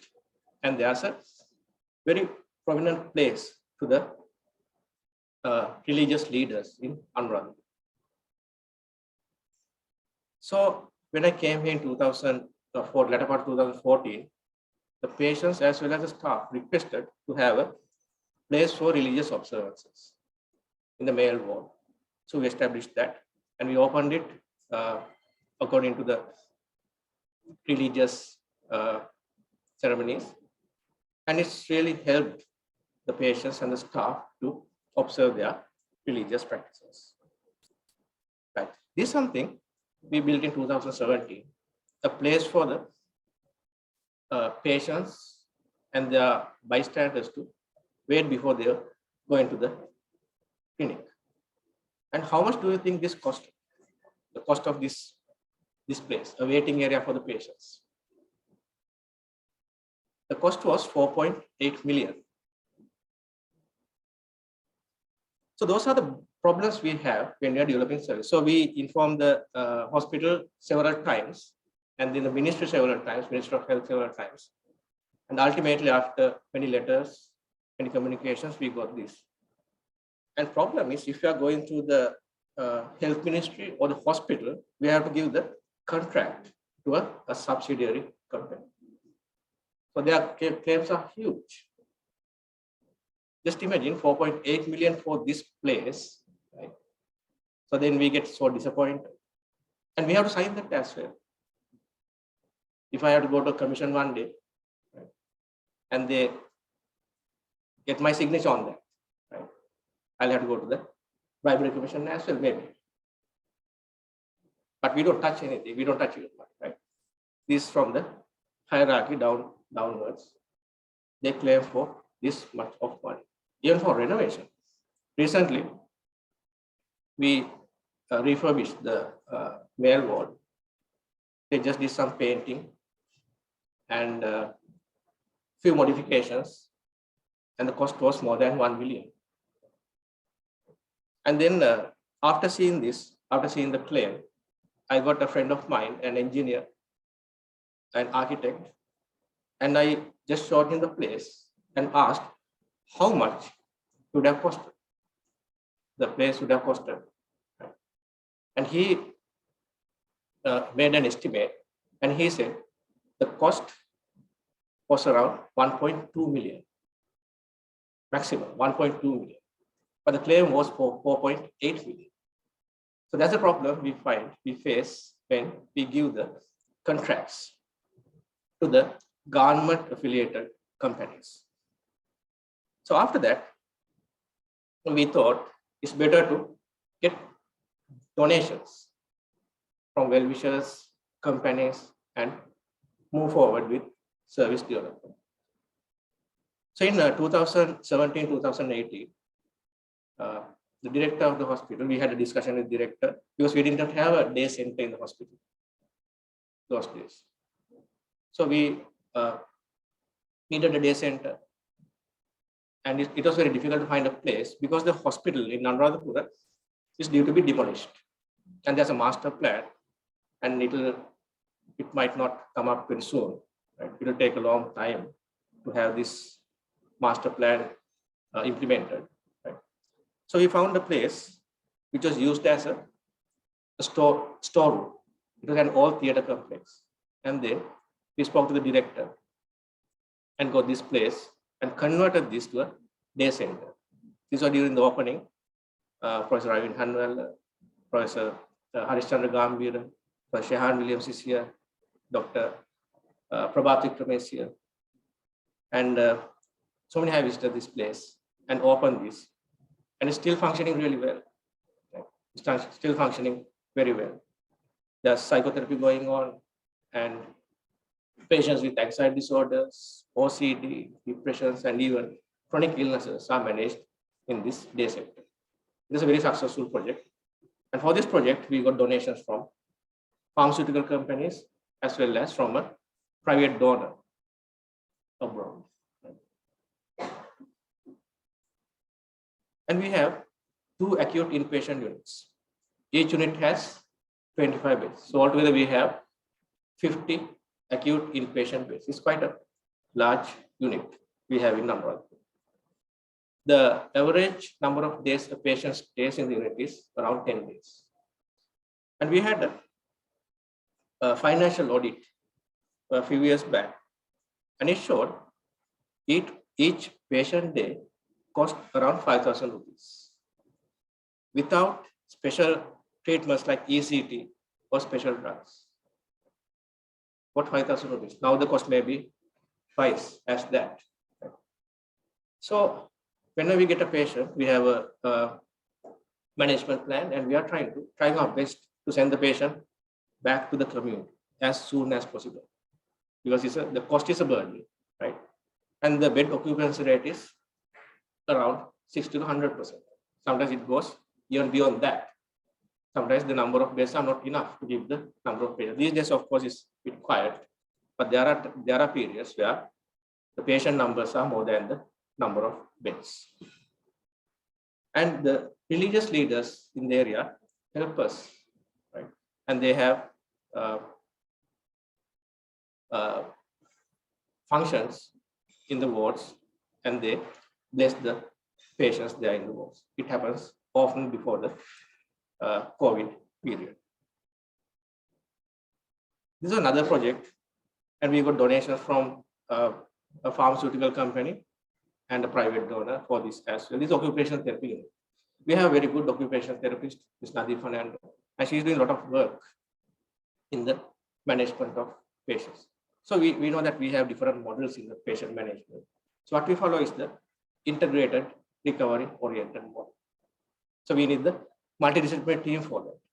I know most of the units are following that integrated recovery oriented model. So our occupational therapist, social worker, the registrars, senior registrar, medical officers, nursing officers, all are helping us a lot to make the patients better. The management is done quite smoothly because of the multidisciplinary team. So this occupational therapy unit, we started in 2018, as I remember, as another place that functions really well. And there are capacity assessment and everything done by Ms. Nadi Fernando in this occupational therapy unit. And it helps us to manage the patients. And we have a quite number of outreach clinics. We have more than 10 of them. Right? The furthest away is in Padavila, and we have other clinics in Galembindra, Madavachya, Vilachya, Talawa, so more than 10 of them. So myself and Dr. Madhusura, every Monday we go out there and see the patients in the outreach clinics. It helps the patients to maintain the stability of the illness, because they find it very difficult to come to the main hospital, Anuradhapura hospital, from faraway places, because they don't have money even the bus fare. It's difficult for them. There are patients who just find money for a one-way trip from Padavia or Galembindra. Padavia is 100 kilometers away from Anuradhapura. Galembindra is 50 kilometers away from Anuradhapura. they just find money for one-way trip. And after coming to Anuradhapura, they get the medicine and then they try to find a way to go back home. So it's quite pathetic. And if they come here and if they are trade union action, if they do not give medicine, they are in big trouble. Right? So this is one of the clinics we opened later in the elders home, Psychiatry.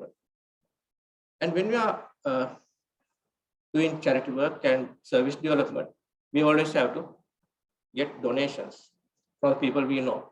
So this is one of the donations arranged by one of my cousins through a Norwegian gentleman. And you know this actor, Mr. Nguyen. Right? They came to the elders home and donated more than 300 pairs of spectacles. They do very good work. And I should mention the community psychiatric nurses. They all are here. We have Mr. Suravira, Mr. Ajit, Mr. Vasanta, and Ms. Suji is also there. And they are doing a great service. Right? Every day they go in the community and see patients there. There's a very good IA Medicaid program. We have around 300 patients in the community, managed just in the community. They are not coming back, coming to the hospital for management. And they maintain the stability of the illness. The relapse rate has drastically gone down after starting the community psychiatric work. They work really hard, and we still get practical problems. Sometimes the PD office or the RD office says there's no vehicle for them to go to the community. They are ready, but the vehicle is not ready. Right? They sometimes go to Padaviya. And there's an OT issue. The matron says, okay, why should we give OT? Because the number of hours they work is about a couple of hours. But the travel takes hours as well. They don't consider that fact.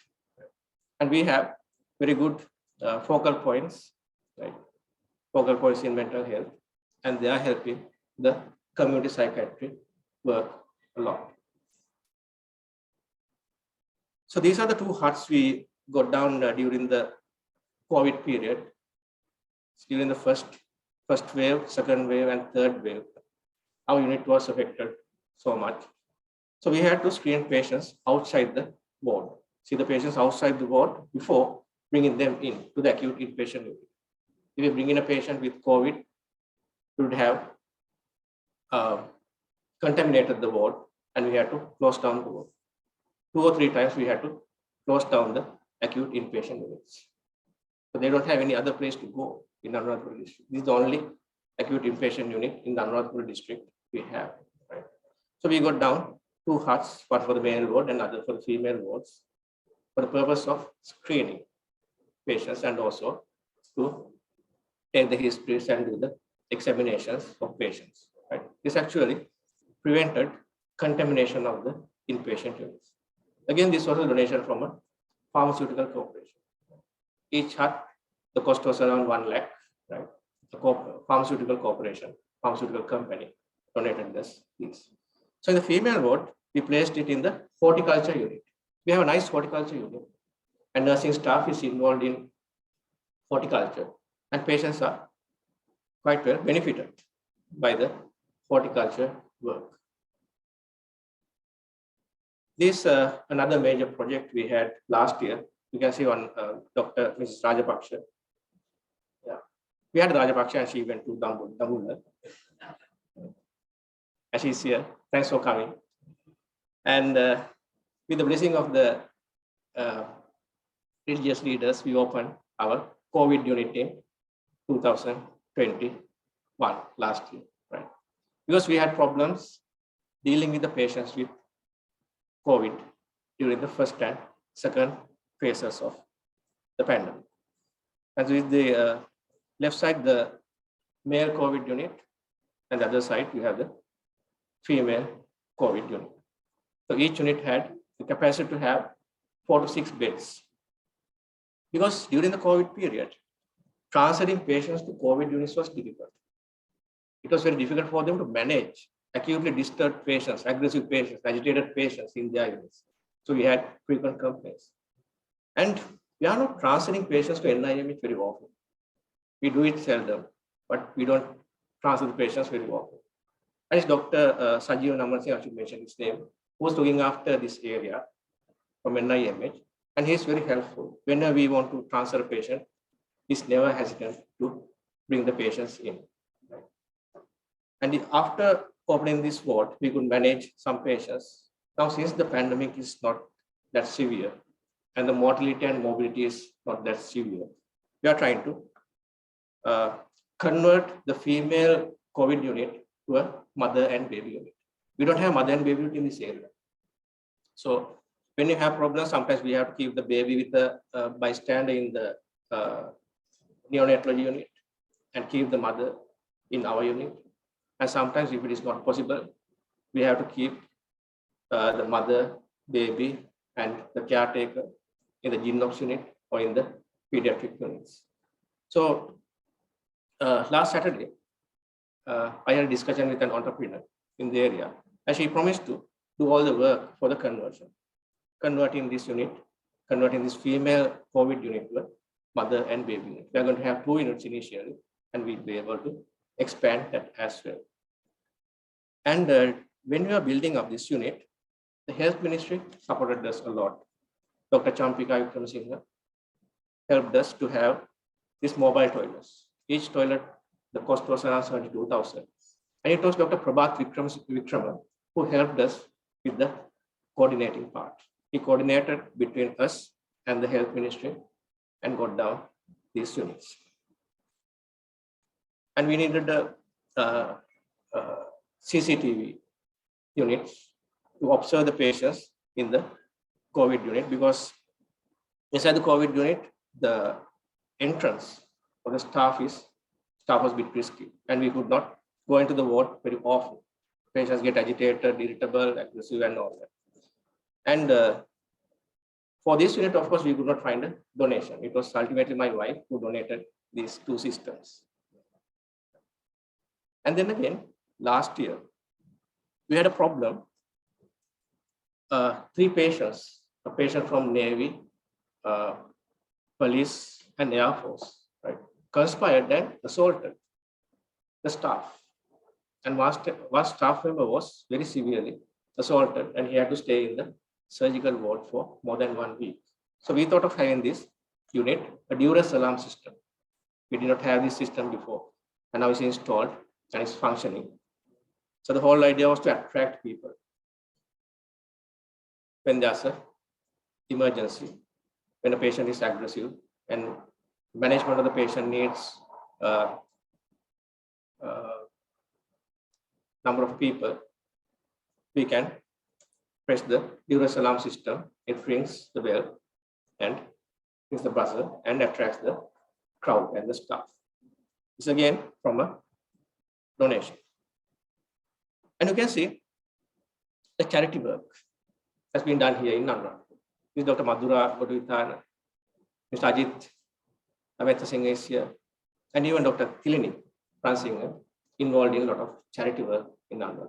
Because patients were having a lot of financial difficulties. Finding basic needs is sometimes difficult for them. Right? So they all are doing very good work, improving the standards of living for the patients.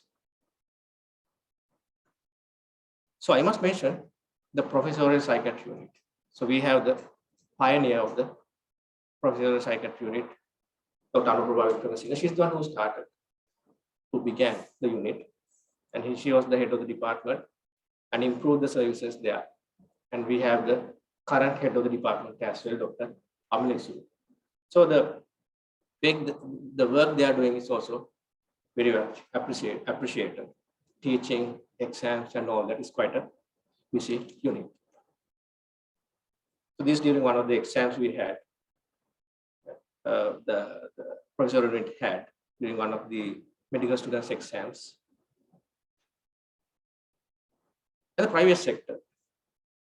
Private sector is happening quite well in Anuradhapura. It's quite organized. And we got a very modern private hospital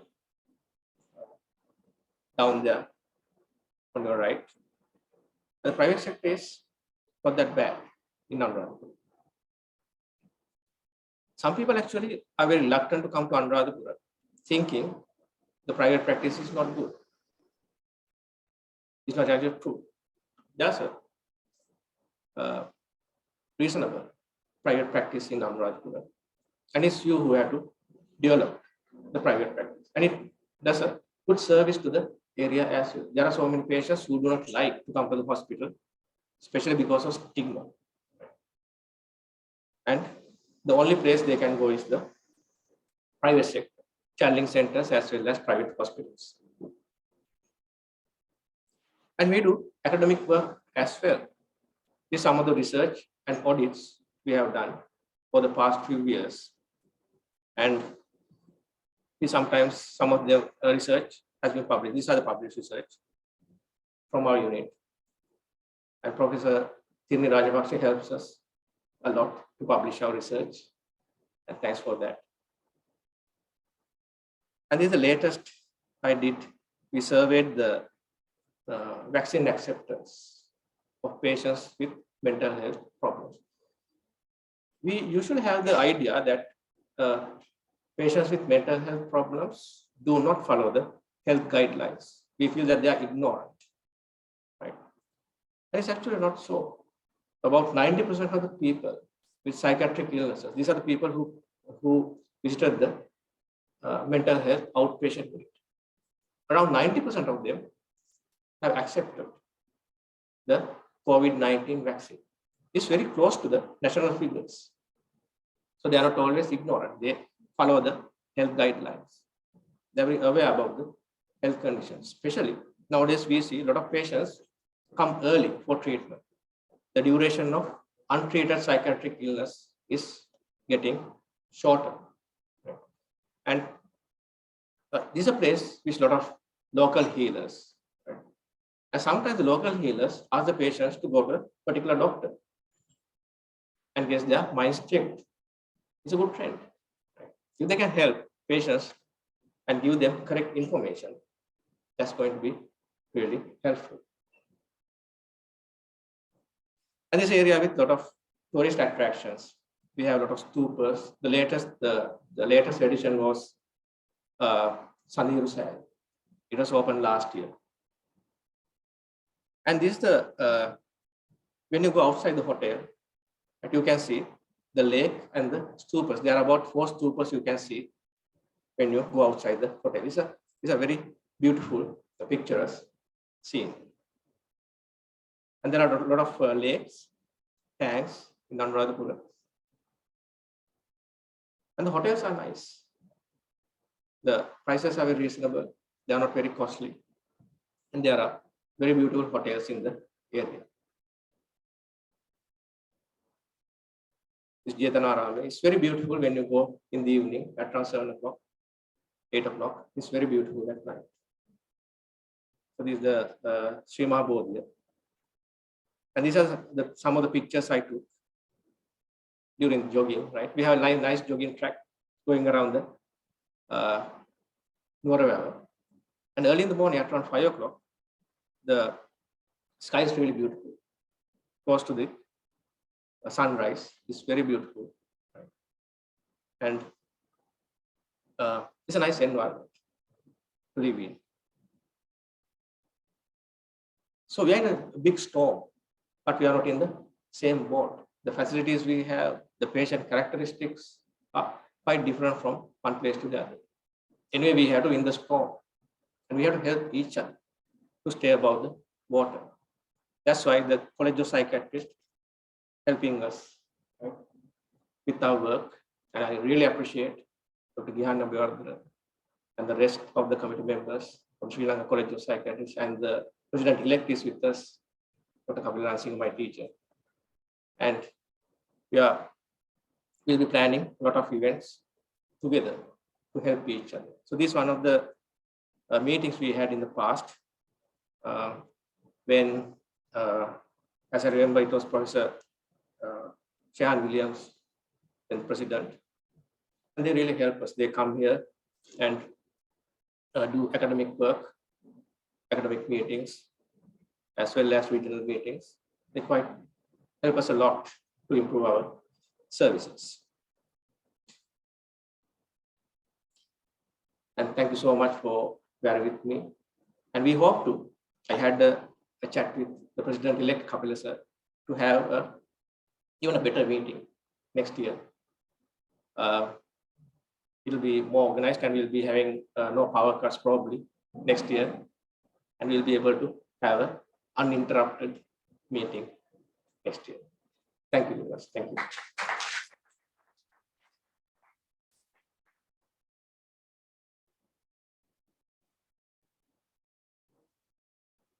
Thank you, sir, for that interesting lecture on the mental health services, the success story of service developments, despite many difficulties we have undergone, and also about the beauty of the region, and also recently emerging celebrities around Anuradhapura. We would like to cordially invite Dr. Anuradhapura to hand over the certificates and tokens of appreciation to Dr. Anuradhapura.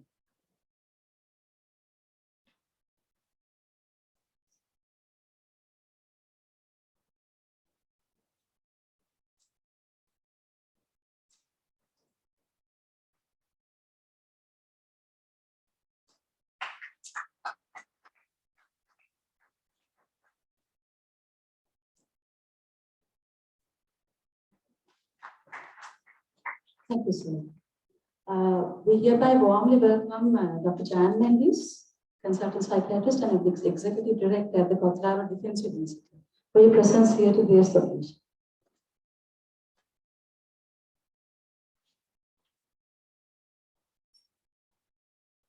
Your sponsorship in many ways has brought a huge amount of help to our cause, and we are here to send our gratitude to you. Now it's the time for the sponsor presentation by Torrent Pharmaceuticals.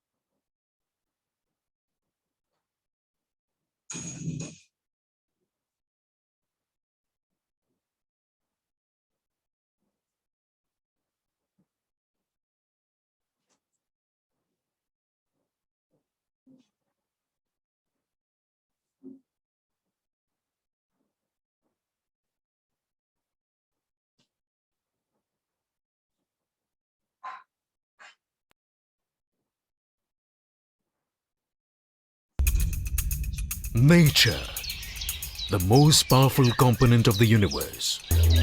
It has the power to create, nourish, and sustain life. Every element of nature is formed by its 5 eternal elements, also known as the Panch Mahabhutas. These elements are the Vayu, Agni, Prithvi, Jal, and Akash. Each of these elements epitomize a characteristic that is individually distinct, yet collectively holistic. Characteristics that inspire us. Characteristics that guide us in our journey of creating a healthier world.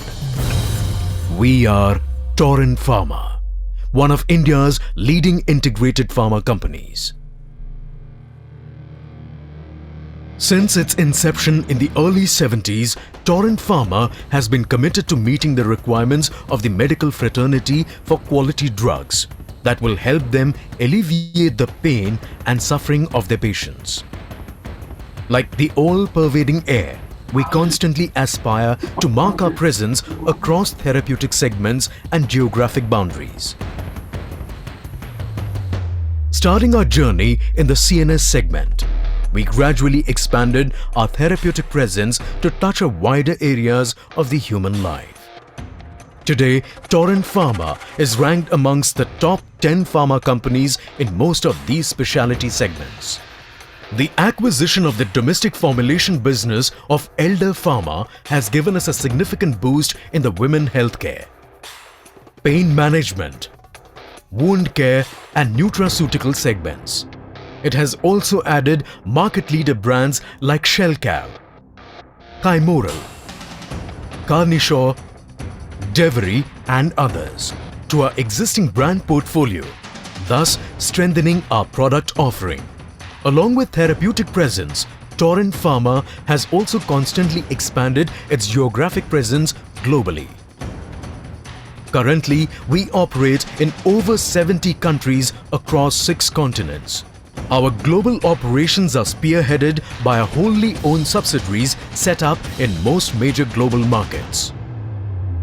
Inspired by the enthusiasm and vibrancy of the fire, Torrent Research Center works zealously in the quest to discover better therapeutic solutions.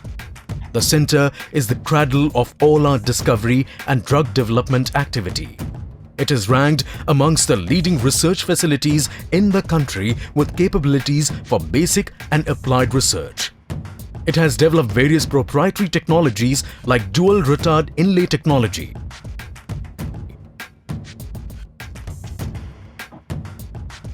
compact tablet technology, gastro-retentive system, long-acting injectables, nasal drug delivery and topical foams, which help us in ensuring high-quality products.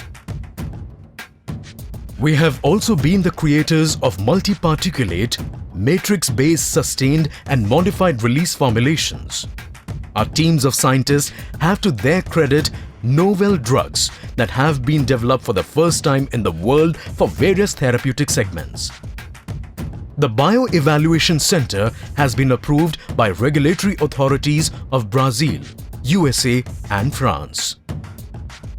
Torrent Pharma's manufacturing facilities are guided by the qualities of Mother Earth. Just as Earth has the power to produce new life, these facilities manufacture high-quality drug using the latest technology. Our facilities at Indrad and Dahej in Gujarat, Baddi in Himachal Pradesh, and Sikkim in Northeast cater to the demands of the regulated and the semi-regulated markets across the globe.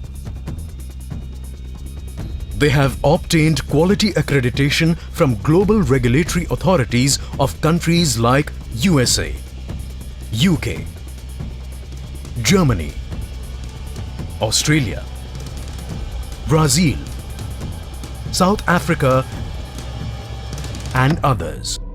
Our Indrad and Baddi plants have also obtained the 5-star rating from the British Safety Council, along with being felicitated with the Sword of Honour. These are testimony of the stringent quality and safety norms that are adhered to at all times of the operations. Over the years, Torrent has earned the reputation of being a science and knowledge-driven organization. We have been constantly undertaking various initiatives to facilitate knowledge sharing and enhancement amongst the members of the medical fraternity. This quality of agility and adaptability is what we learn from the qualities of water. Today, specialty events like Newcorn, Code, Hriday, Connect, Converge and Goal are highly acclaimed scientific forums that connect members of these specialty segments and provide them an opportunity to share their experiences. These events are conducted across the nation and are attended by leading practitioners. Another highly acclaimed academic event is the Torrent Young Scholar Award, more popularly known as TISA. This is a forum that provides budding talents across various therapeutic segments an opportunity to showcase their knowledge and talent.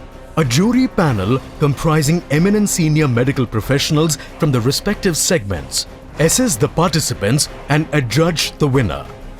TISA is conducted nationally and covers segments like dermatology, gynecology, oncology, gastroenterology, chest, pediatrics, psychiatry, neurosurgery, neurology, cardiology, medicine and endocrinology. While air, fire, earth and water inspire our today. The sky inspires our tomorrow. It inspires us to aim high at every step of our journey and scale new heights of success. We strongly believe that success is not a destination, but a journey. A journey that takes every member of the Torrent family together towards a glorious tomorrow.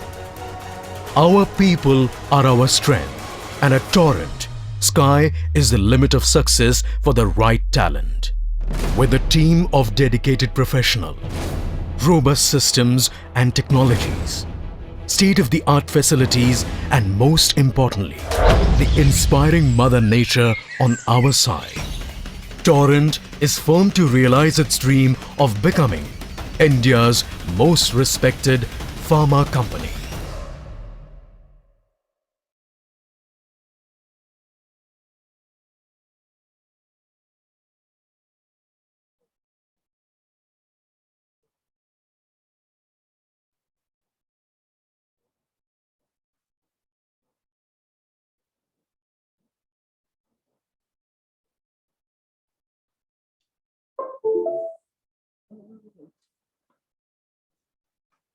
Next in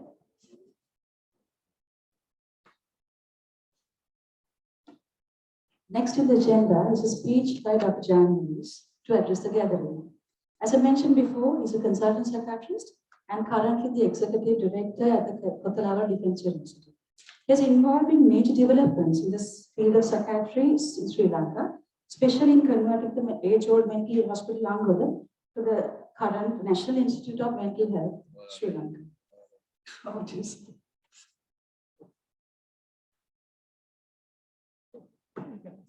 Very good morning. You know, these days, Anuradhapura name is very popular. It is also popular because it is somewhat closer to psychiatry. I think larger percentage of patients, those who should have come to Anuradha, may be going to some other place, including the so-called Jnanakka's place.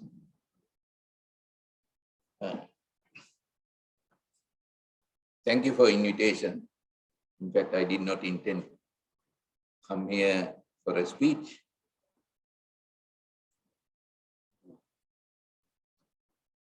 Mr. President and President-elect, Professor Samudra Kastiyarati, all the other council members, and Madhura is my last registrar, I think.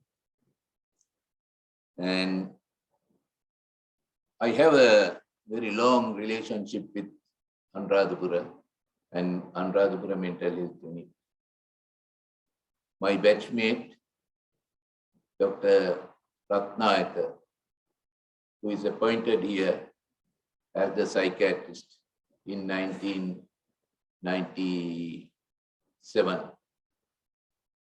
He worked here for about 1 year before going to UK. Then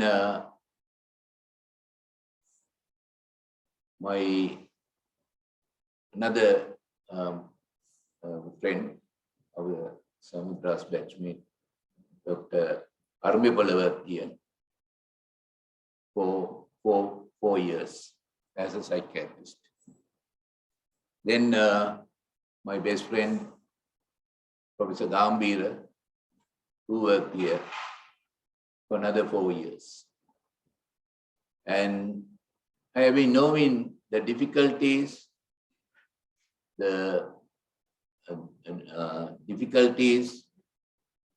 how it was difficult to develop mental health in this part of the country. Then I worked very closely with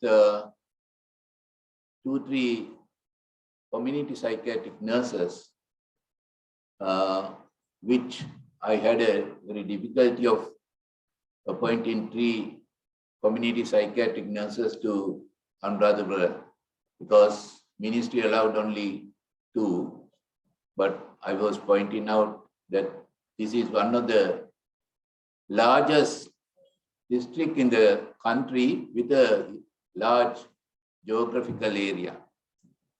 And because of that, we could initially manage to appoint 3 community psychiatric nurses. And I can see some of them are here.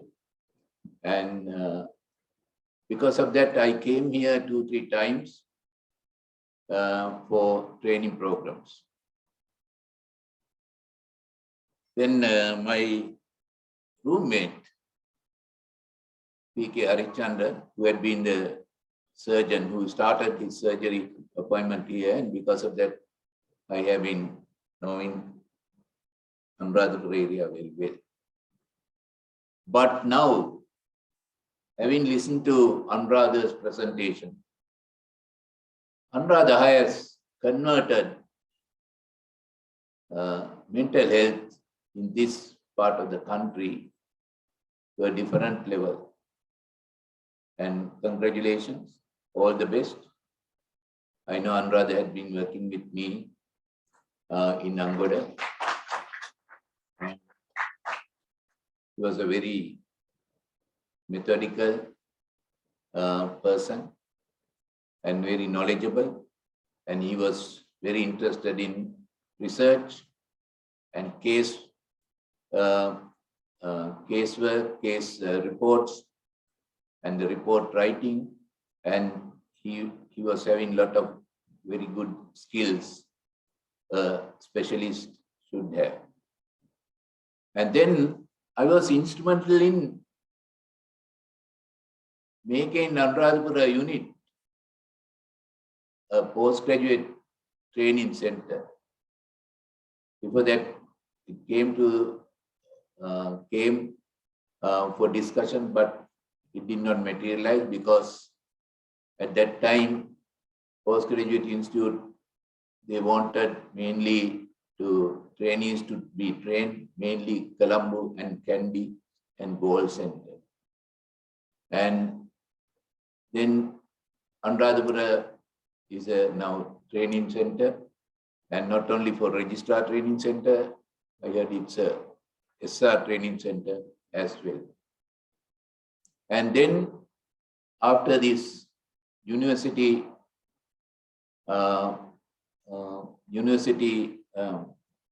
appointment, now we have a university unit also. Anupaba initiated the activities. We initially supported through the college to get human resource for the unit. And then thereafter, various other human resource positions were also advertised. And because of that, now Anuradhapura has a very much superior mental health service. And not only that, now mother baby unit, learning disability unit, and the rehabilitation center. And during Vajanta's time, he wanted to develop child detection and some development center as well. I don't know whether it has come true or not. And he was having a lot of plans to develop child mental health in this area. And thank you very much for me to give a small brief about Anuradhapura mental health. And I wish all of you a success. Thank you.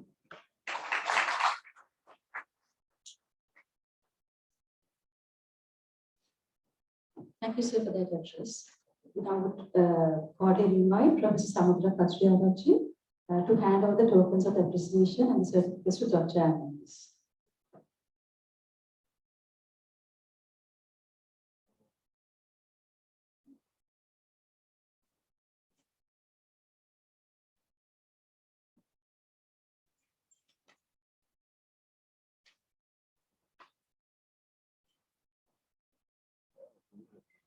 Thank you,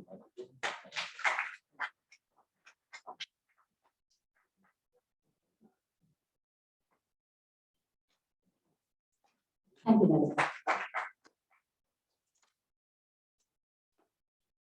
Human sexuality is understood as a drive and as an inherent need for human health and well-being.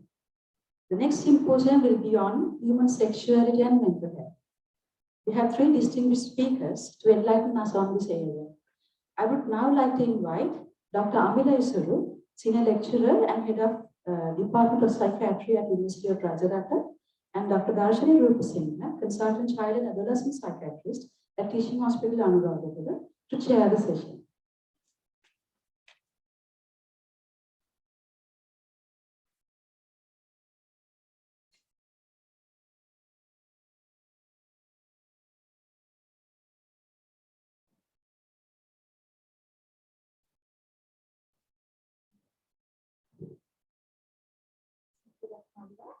We are starting another interesting symposium. Sexuality and mental health. Dr. Anuradhapura, who will be presenting on mental health, STI, a bi-directional relationship. I would like to provide this introduction. He's a graduate from University of Lanka, and he has obtained his diploma in neurology and MD in neurology. He is a consultant neurologist and sexual health physician in the hospital Portland. He is also clinical fellow at Royal London Hospital. He was the assistant treasurer of SLNA in 2016 and assistant secretary of Sri Lanka College of Sexual Health and HIV Medicine in 2016. He has publications in national and international journals. He won Dr. Anuradhapura Memorial Award for the best research presentation in 2012. His special interests are infectious disease prevention, drug resistance, clinical dermatology, immunity of infectious diseases, and HIV testing and syphilis. Over to you, Dr. Anuradhapura. Thank you, chairpersons, for the introduction. Good afternoon, the gathering. And I thank Dr. Anuradhapura for inviting me. Even though it's a short notice, I try to do my best and keep update you on the relationships with STIs and mental health. And I'm privileged to give my presentation of my view in front of the great teachers like Kapila sir, who immensely contribute to the sexual health field in Sri Lanka. So STIs and mental health are, like, we can consider it's two sides of the same coin. So it's interrelated in many ways, right? So sexual health or STIs can directly and indirectly influence the mental health disorders and vice versa. So mental health disorders will aggravate the risk factors for acquiring STIs and HIV. So what are the direct associations? So some of the STIs, due to their pathological changes, such as spreading the infection into the central nervous system, it can cause some neurological symptoms related to mental health. If we take syphilis, so in the third stage of syphilis or late syphilis, we see neurosyphilis dementia, or commonly called as general paralysis of insane. So it's the outcome or the end result of chronic meningitis and cerebral atrophy. But in Sri Lanka, we don't see this very frequently because syphilis is very easily treatable and it is very sensitive to penicillins. So nowadays, it's very rare. If you take HIV, HIV is it affects every system in the body. So affecting the nervous system, so HIV associated neurocognitive disorder, or we commonly called as HAND. It has many like spectrum of disease from asymptomatic neurocognitive impairment to HIV associated dementia. So all those things come into play. That is the direct effect of HIV on mental health. On the other hand, there are some opportunistic infections affecting the central nervous system, such as cryptococcal meningitis, cerebral toxoplasmosis, and cytomegalovirus encephalitis. These also can result in acute mental health disorders as well as chronic problems related to mental health. On the other hand, there's a higher chance of risk-taking behaviors of mentally ill patients because some of their neurocognitive or the behavioral problems can put them into risk-taking behaviors such as avoiding safe sex, not taking medications properly, and so on. So mood disorders, anxiety disorders, substance abuse or dependency, antisocial personality disorders, so all these things can aggravate the risk of acquiring STIs. So when we think of indirect associations, STIs, some of the STIs are caused by viruses, such as HIV, herpes simplex virus infection, human papillomavirus infections. They are chronic disorders. So at the time of the diagnosis, because of the chronicness of the nature, it associated with mental trauma, even with syphilis or gonorrhea, because they are stigmatized from the society. So they go through mental trauma at the time of diagnosis. Sometimes some of the infections can have serious health issues like cervical cancer, subfertility, ectopic pregnancies and all. So some of the educated crowd, they have some fears of serious health issues or the complications of these sexually transmitted infections. Sometimes the STIs and HIV are like mostly discriminated or having some stigma, maybe from the healthcare workers or from the self-perceived or self-stigma. So this also can cause depressive symptoms in patients who are diagnosed with STIs or HIV. Associated alcohol and drug abuse can worsen the impact. If they are like dependent on alcohol, these problems can be worsened.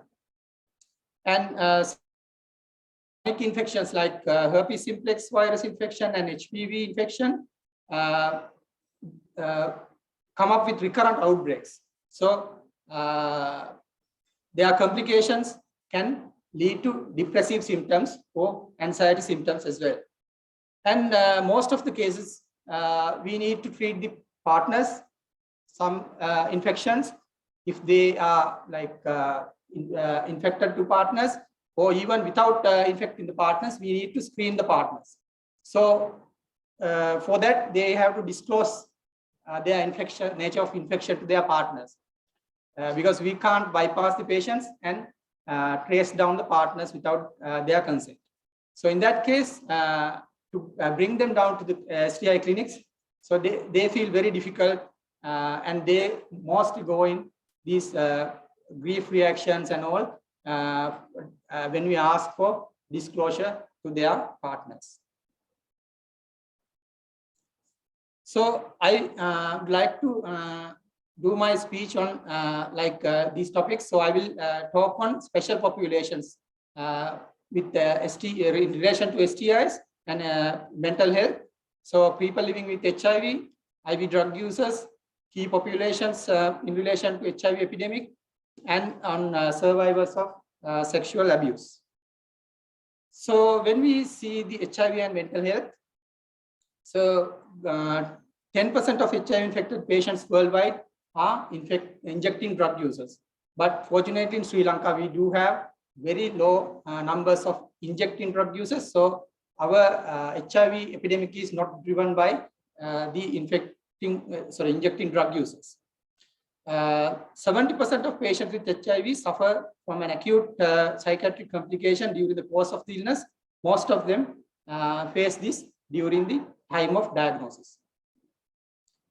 90% of people who have recently been diagnosed with HIV infection suffer from acute stress disorder. So even though the guidelines like WHO and CDC instruct us to start antiretroviral treatments as at the time of diagnosis as soon as possible, since this treatment is lifelong, we have to allow patients to build up their mind to relieve from the grief reaction and prepare the lifelong treatment.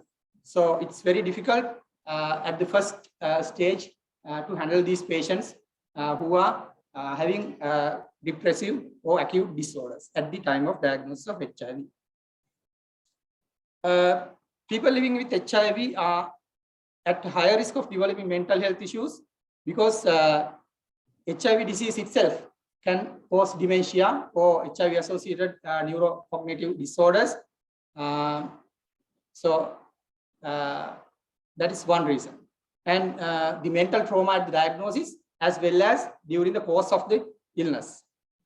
And there are now some neuropsychiatric consequences of CNS opportunistic infections like cytomegalovirus encephalitis, PML, toxoplasmosis, primary CNS lymphomas, cryptococcal meningitis. And these HIV positive patients who are having low CD4 counts, they are very prone for viral and bacterial meningitis recurrently. And neurosyphilis, like if they are infected, co-infected with syphilis, there's a higher chance of progressing to neurosyphilis. And in some cases, herpes simplex encephalitis. So all these things, CNS opportunistic infections may lead to later on neuropsychiatric problems.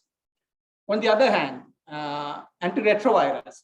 Some of the antiretrovirals are directly related to CNS adverse effects. So efavirenz is one of the antiretrovirals we use in Sri Lanka very frequently. So it comes up with insomnia, somnolence, dizziness, impaired concentration, depression, psychosis, and sometimes suicidality as well. So in pre-existing patients with pre-existing psychological background, we don't use efavirenz, we go for the second line options. Rilpivirine also associated with depression, sleep disturbances, and suicidality, but it's not very commonly used or available in Sri Lanka. Integrase inhibitors like raltegravir and dolutegravir, which are very, very advanced antiretrovirals. So they also can cause insomnia, depression, and sometimes suicidal attempts if they have pre-existing psychological conditions. So while deciding on a regime for HIV ART regime, so we need to understand the patient's mental health background as well. So there are other issues like as I told you earlier, main issue is disclosure. So they feel very difficult to disclose to their partners. And in the recent past, now the HIV epidemic has been here for about like 40 years. So one of the modes of transmission is from mother to child. So before the availability of antiretrovirals in Sri Lanka, there are many children who are affected from HIV that is transmitted from mother to child. So by now they have grown up to like 16, 17 years. So at some point, their parents have to disclose their serostatus. Some people, some children, like when they are like age of 10, 12, so they ask, I am asymptomatic, I don't have any problem. Why are you keep giving me drugs every day? So at some point, mother has to disclose or divulge the problems they have. So in some, I have a personal experience with a family diagnosed with, mother diagnosed with HIV, then we traced down children, both children are positive for HIV. So they have grown up now. One is, I think, 17 years, and he has had many, like, he has gone through a very depressive episode, and he has like rejected his mother, and he has been like living away from their family. But with the help of the psychiatrist at Vavuniya, we have managed to get them down together. So there are many social issues at the disclosure. And issues related to stigma and discrimination. So people don't want to come and sit in the STD clinic for a longer period because they think that if somebody from their village sees them, there would be problems. So it's like stigma and discrimination is at the highest for HIV and STDs. And in HIV patients, since they have a chronic ill health and some patients need frequent hospitalization, they if they are engaged in daily wage employments, so their income is lost. Sometimes the relatives can't come to the hospital every day to look after them. So in that case, they are again going to depressive episodes. But effective identification and treatment of mental health can improve the outcome of people living with HIV. So why it is necessary to address the mental health issues among the people living with HIV? It can reduce the new infections by improving antiretroviral adherence. You know, when we start on antiretrovirals, by about 6 months, their viral load is undetectable. So the transmission is very low. Untransmissible almost. So if they have been taking the antiretrovirals properly, so they have to have a good mental condition to have a proper adherence. So we can reduce the new infection, so passing the infection to other people. And they probably have increased access to care, because some people feel very difficult to come to the STD clinics monthly for taking treatment.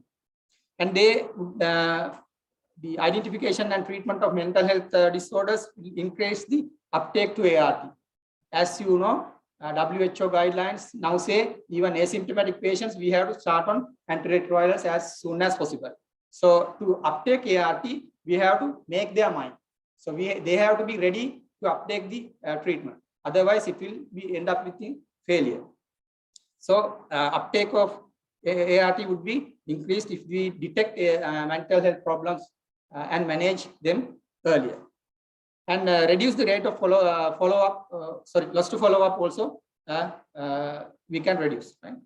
And cost effectiveness of the treatment is also one thing, because we spent about 10 to 12,000 per month per patient to provide antiretrovirals. So if they are not adherent properly, if they take the medicines and throw them away at home, so it won't be cost effective. And the other important thing is to overcome the non-use of means of preventions like condoms, use of condoms, pre-exposure prophylaxis. That is, if they have a risk of acquiring STIs, or anybody having a high chance of acquiring STIs like sex workers, we can give them pre-exposure prophylaxis to prevent HIV infection. Also, post-exposure prophylaxis, when you are exposed to HIV, we can give treatment to prevent HIV infection entering into your body. And for IDUs or drug users, needle programs. So these all things we can do properly if we identify the mental health problems and treat them. Reduce the morbidity and mortality of PLHIV if they adhere to the ARTs properly. So we can reduce the morbidity and mortality. So the next thing is key populations and mental health. So in Sri Lanka, we have a low epidemic HIV in Sri Lanka. So the next level of epidemic is concentrated epidemic, where the high risk populations like men who have sex with men, female sex workers, beach boys, transgender people, and IV drug users, the HIV epidemic concentrates among them. But in Sri Lanka, we target our preventive programs towards this high risk population, so we can reduce their susceptibility to HIV infections. So these populations, society identified as marginalized or stigmatized and criminalized group, because most of these their acts are illegal in Sri Lanka. So they tend to be hiding in the society. So we have to go to them and find them and give our preventive methods. Otherwise, we won't be able to control the epidemic in the future. And most of them have the financial stresses. Sometimes some people, like internal migrants, they come to Colombo or like other cities to find an occupation, better occupation, but they ultimately end up with sex work. But they have run their families, fund their families, help their relatives. So they have a very high financial stresses. They have low education, sometimes inadequate housing. Sometimes they face violence from the partners. Most of them addicted to alcohols and drugs. And some of them are they are more prone to get STIs and HIV. And there is a stigma and discrimination from the. 1 minute. Thank you. Right. And mental health in people who inject drugs. Some countries, people who inject drugs is the main driving force of HIV infection. Luckily, not in Sri Lanka. So they also can experience psychological conditions and risky sexual behavior. So it will be a syndemic thing to have a higher risk of having HIV. And also access to healthcare is poor among them.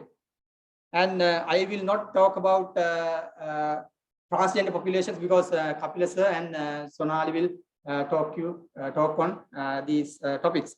And finally, I want to talk briefly on survivals of sexual abuse, because in these days we at least see 2-3 young girls or boys who are victims of sexual abuse at our clinics. So in Sri Lanka, about in 2019, about 83.7% of these sexual abuse is against children. So it's a very important finding. So there are many physical, mental, and social health consequences in this population. Physically, they are at risk of STIs, teenage pregnancies, sexual health issues in the late age like vaginismus, vulvodynia, and sometimes in sexual orientation. And mentally, they can go to post-traumatic stress disorder, depression, and social withdrawal. And socially, they can be victims of further abuse, and they can be addict to misuse of substances. So that's all about the mental health and STIs. So I will give my answers if you have any questions at the end of the symposium. Thank you very much.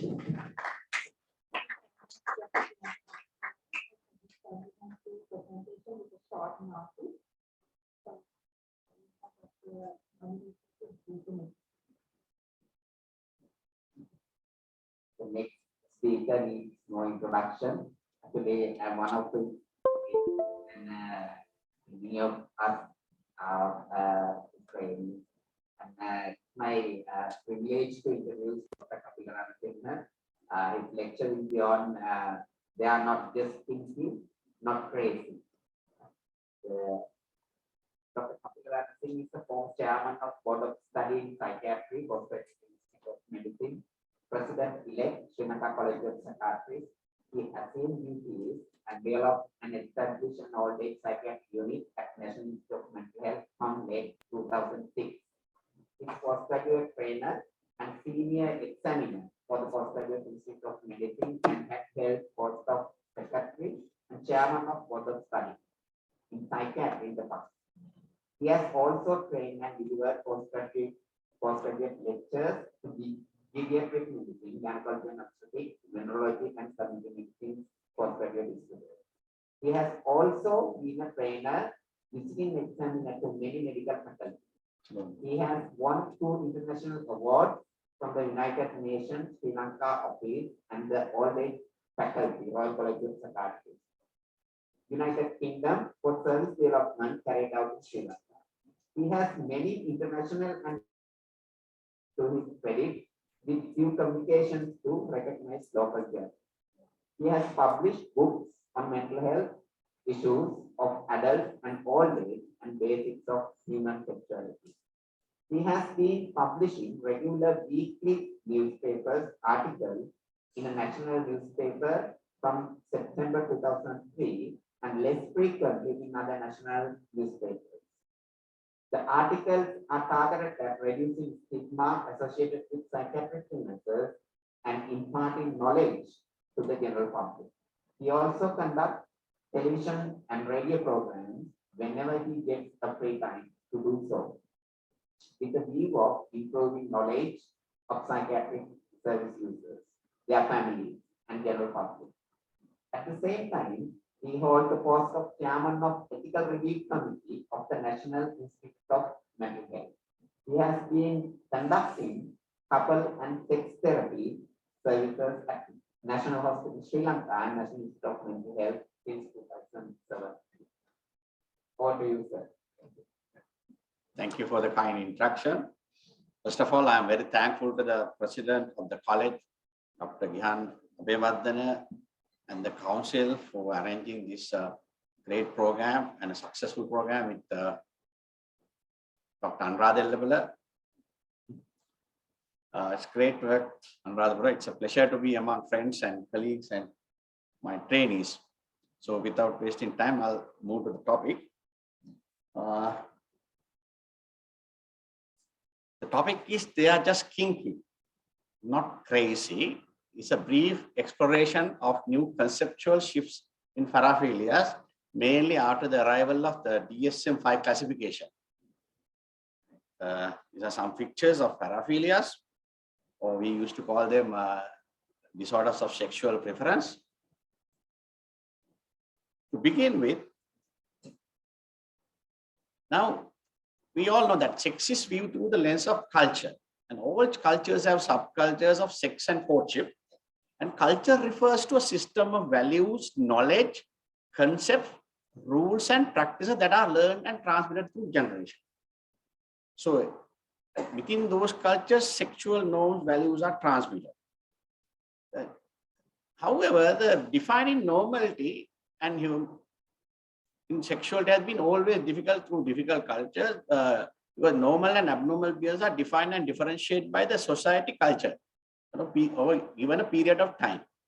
What we are defining what is normal now was not normal some time back, or it was we are labeling something abnormal now. So that's the issue. I mean, to show you, these are the values and attitudes shown through ancient arts of different cultures. First one is actually from the Pompeii and different cultures, so I'm not going to detail. So in the past also, we have been openly having different values, different concepts about the culture openly, right? These are new ones. These are street art, right? It's accepted. Nobody, there's no taboo. Different cultures. But in our part of the world, our culture had been influenced by many factors. Arrival of the Europeans have greatly influenced us, but Indian subcultures had been mainly influenced by the, I'm sorry about this class, because of Viber, sorry, the Zoom link is affecting, mainly affected by the Tantras. The Tantras actually influenced, Tantras were kind of developed more than 500 years before the arrival, beginning of the Christianity.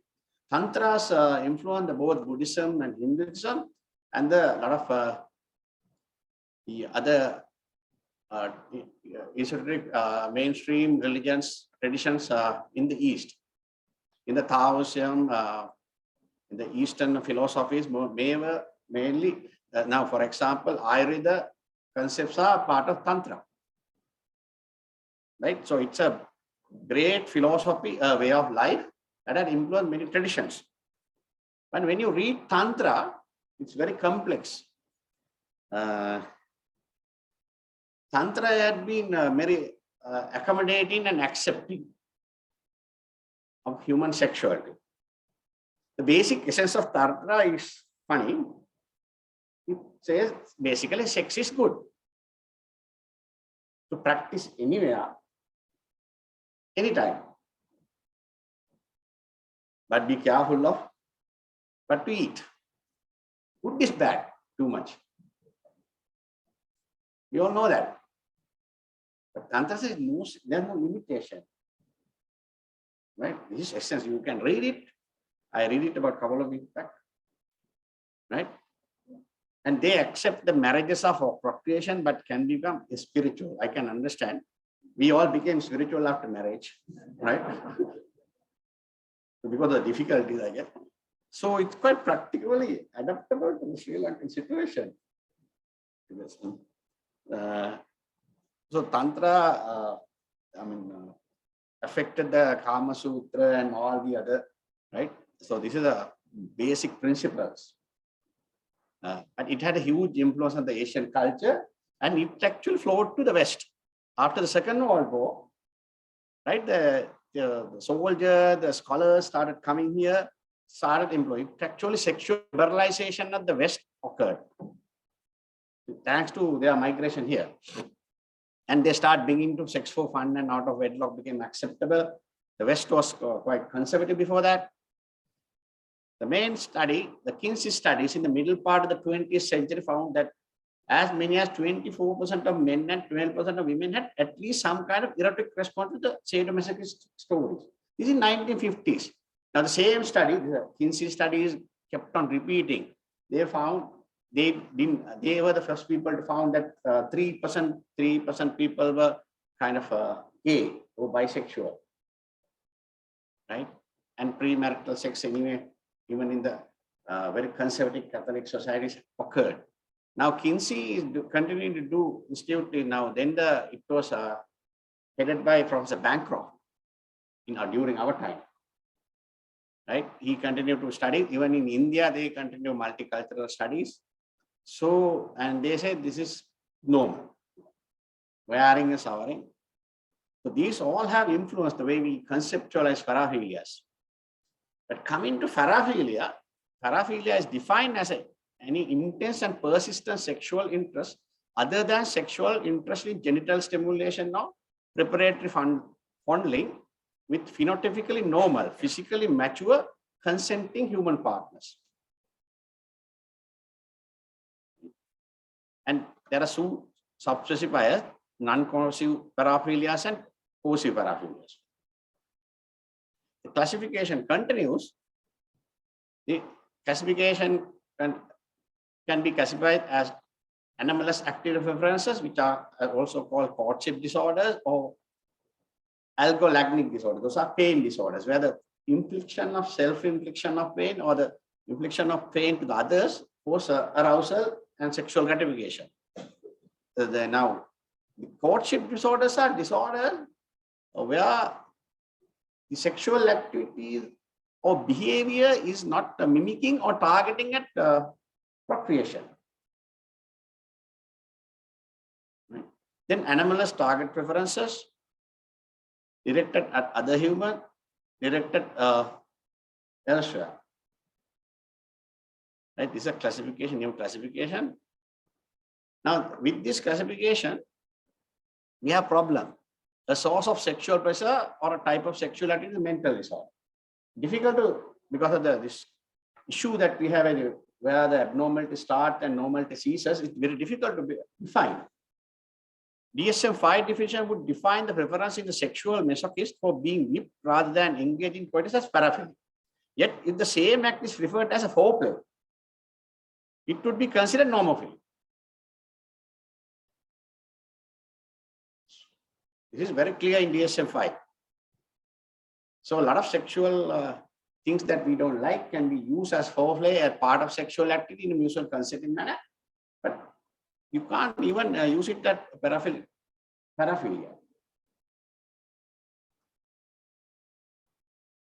Then the question comes whether it's a psychopathology or criminal act. If non-consensual act imply paraphilic behavior, then there's confusion between a criminal act and mental disorder. Now that we know a lot of behaviors can be illegal, immoral, undesirable, and cause distress. They have not been an expression of underlying mental disorder. That is the acceptable behavior. The beautiful part was during the time of Tantra, that acceptance was there. What actually changed the world was the Judo-Christian values. Now we are going back to the Tantra time, that time. As far as it is not causing distress to others, oh, right? It's not a mental disorder or to the self. Now this is the important thing. I hope it's working. Dr. Mark Griffith's study, right? They say that based on literature, about 30% of adult men in the general population have committed an act of frotteurism at some point. Now, Family Planning Association in Sri Lanka did a survey. 80% of men who are using public transport have done frotteurism. So we can't say 80% of bus users in Sri Lanka are psychopathologically abnormal. This is legal defined. So even the doctors who use buses must have committed this, but during a very naive period, before understanding it's causing distress to the others, because causing is illegal. But I can guarantee both Anuradha and I have not used buses. We were in front of the school. We walked to the school. That's true. He's my neighbor. Very close to this side. So we have never this 80% survey is there, but it was methodologically flawed. That I didn't highlight it. Then, so the paraphilia is not really paraphilic disorder. A paraphilia that is currently causing distress or impairment to the individual, or a paraphilia whose satisfaction has entailed personal harm or risk to harm to others, can be labeled as paraphilic disorder. This is DSM-5. And duration has to be more than 6 months. And there are sub-specified, it has to be the mainstay of sexual gratification. Anything other than that cannot be considered. That's because you detect paraphilias, you don't label it. And with what's the clinical significance? But a range of nomenclature. Some sexual behavior is classified as paraphilic, but not disorder. In other words, some sexual behavior outside the normophilic interest, but of no clinical significance. Now, sometimes, in some cultures, now if I'm a doctor, Rehan was asking, if I'm holding a very high political position, intellectual position, if I get attracted to a very low level lady, like we'll say soothsayer who's in attendant 8th grade, like maybe my philia is not normal, right? So, but it's not a disorder anyway. These are some common paraphilic disorders. I'm not going to detail because of the time constraint. I don't want to waste time. Because these are now descriptions were very vivid, varied, and exotic. People got bogged down because of this. But it's actually the conceptualizing what is a paraphilia, what is a paraphilic disorder is the most important thing. Based on the culture, distress, impairment of functioning, and whether there's associated comorbid psychopathology. We know that when real disorders, they are associated with cluster A traits, autistic traits, obsessional traits, that they have poor life skills. It's a big discussion. Then rare paraphilias. All these disorders I have seen in Sri Lanka. And some of them come through the court cases, and some of them are brought because of the family pressures. Again, clinical this is significant. It's very important. A paraphilia is present, but no sufficient criteria to identify a paraphilic disorder is not. Yeah, you don't have to intervene in anything.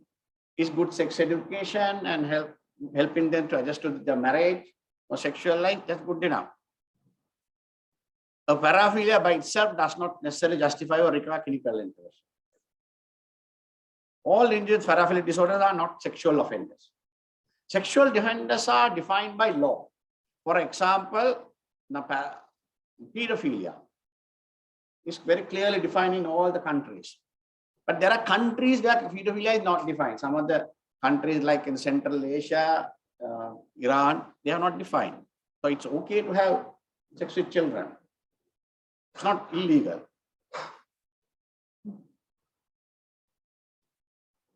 may not present voluntary or reveal the true extent because of the stigma, fear of embarrassment and legal consequences, lack of awareness regarding availability of treatment, or when the paraphilia is egosyntonic. Or people are happy with the way they are doing it. And whatever you try to do, it's very difficult to engage them. Then coming to the treatment, it's important that engage is the most difficult part. But after engagement, some psychotherapy, sex education, everything has to be done. And the assessment has to be thorough because there are a lot of comorbidities, psychiatric comorbidities. Some of them in the psychotic, or autistic spectrum, OCD, poor life skills, substance use. The comorbidity is high among this group. And sexual liberalization as badly understood by some of them. And pharmacotherapy, SSRI, anti-androgen, GnRH analogs, and psychotherapy all are effective. But coming to the efficacy, treatment, this is a good problem. Limited treatment options. Evidence is mostly derived from studies on sexual offenders. Primary endpoint of most studies is sexual risk residuation, as opposed to subjective improvement of paraphilic symptoms and related distress. Little evidence to support the effectiveness of treatment. This is a very difficult area. Higher the risk, more aggressive the treatment. That is what we are doing. Some of them, you all are aware, some of the paraphilics end up in a forensic films, like bestiality, pedophiles, right? But we don't get any photos, wires coming to forensic film. The level of intervention is like this. No effect on conventional sexuality, psychotherapy, some talk, counseling, everything can. As the distress and the significance of the impairment and the threat to the society goes higher, you can increase it. So we like high risk sexual violence and severe paraphilic disorders, long-acting GnRH analogs can be used. Then you can even get a court order. Even in Sri Lanka, you can justify. And that's why a lot of high-risk paraphilic disorders end up in forensic care or getting referred to psychiatrist services. And catastrophic cases, you can do whatever you like because their catastrophic cases are like multiple paraphilia with high-risk recidivism, high-risk harm to children, the society. Right? Treatment can be ethically justified. So I would, I mean, the new Bancroft and even the DSM-5 very clearly justify the treatment options aimed at the diagnosis and the distress and the impairment level should target. But majority doesn't need treatment. Let them good sex education help them to adjust, and no level of treatment recommendation should be recommended for them. Even in psychotherapy, offering them, there are no choice. Sometimes they come only because of the family pressure. But once you give SSRI, right? I have tried SSRI, and wife keep on giving to them. It has disastrous consequences. They feel very unhappy, dysphoric, because the drive goes down.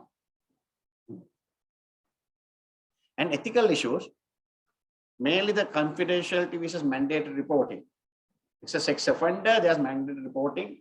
Even in Sri Lanka, under the Child Protection Act, certain conditions have to be reported, mandatory.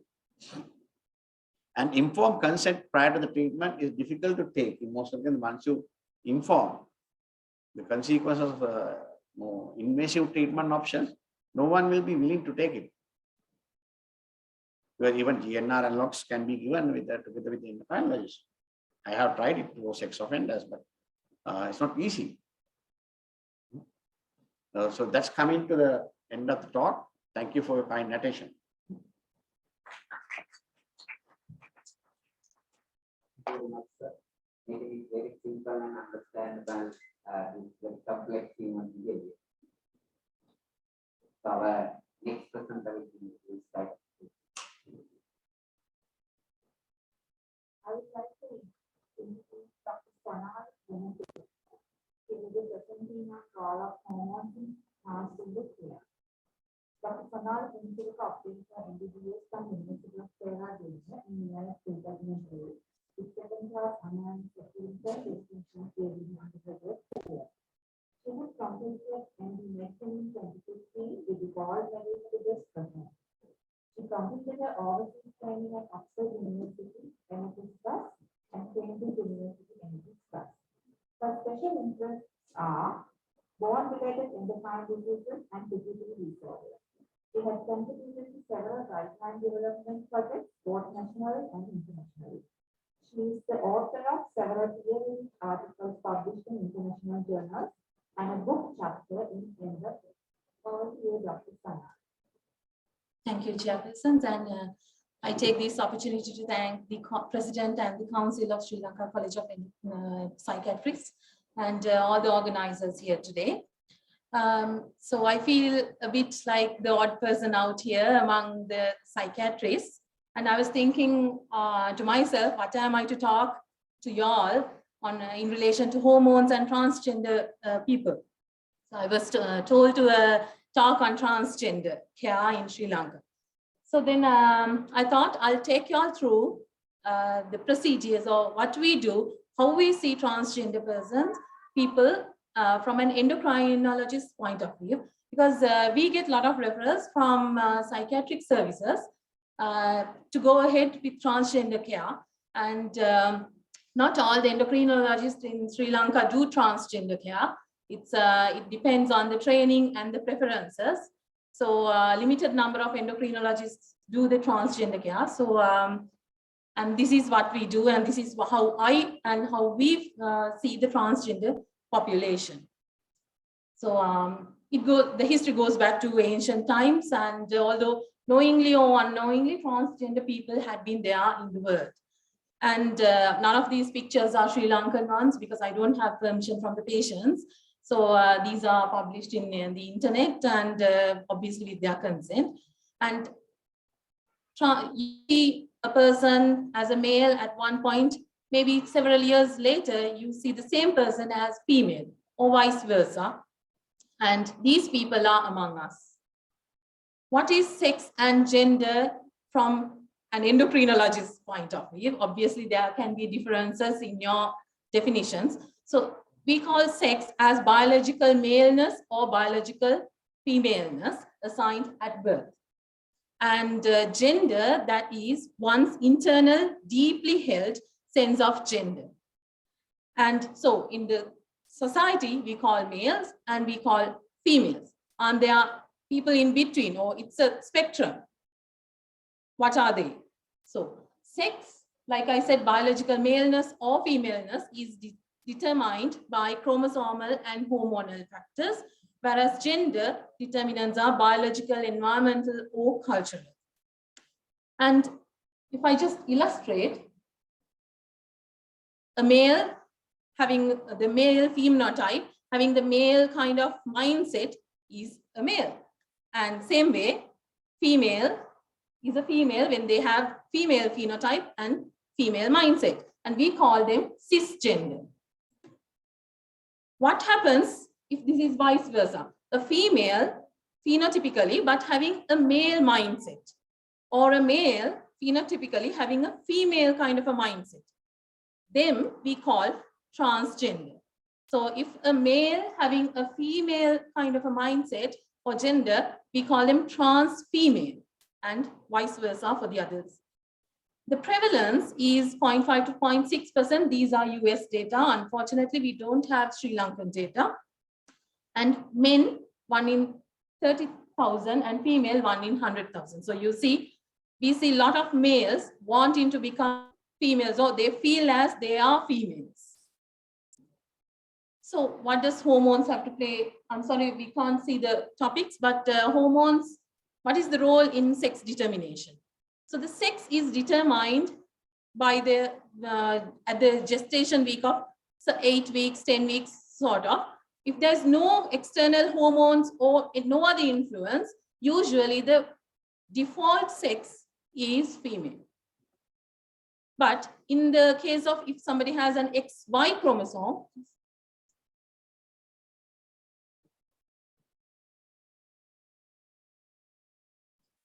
Thank you. So if somebody has XY chromosomes, this Y chromosome is responsible for making of testes. Testis produces testosterone. So in that case, the phenotype will be male. So same way, no hormones, it's XX genes, and then the phenotype will be female and the brain feminization occurs. Similarly, testosterone in males due to Y chromosome and SRY gene in vitro causes brain muscularization as well as male external genitalia development as well as internal genitalia development. So the key fact is intrauterine testosterone. So in this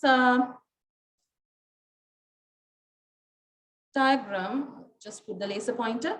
So red is estrogen intrauterine, this part, and blue is the testosterone levels.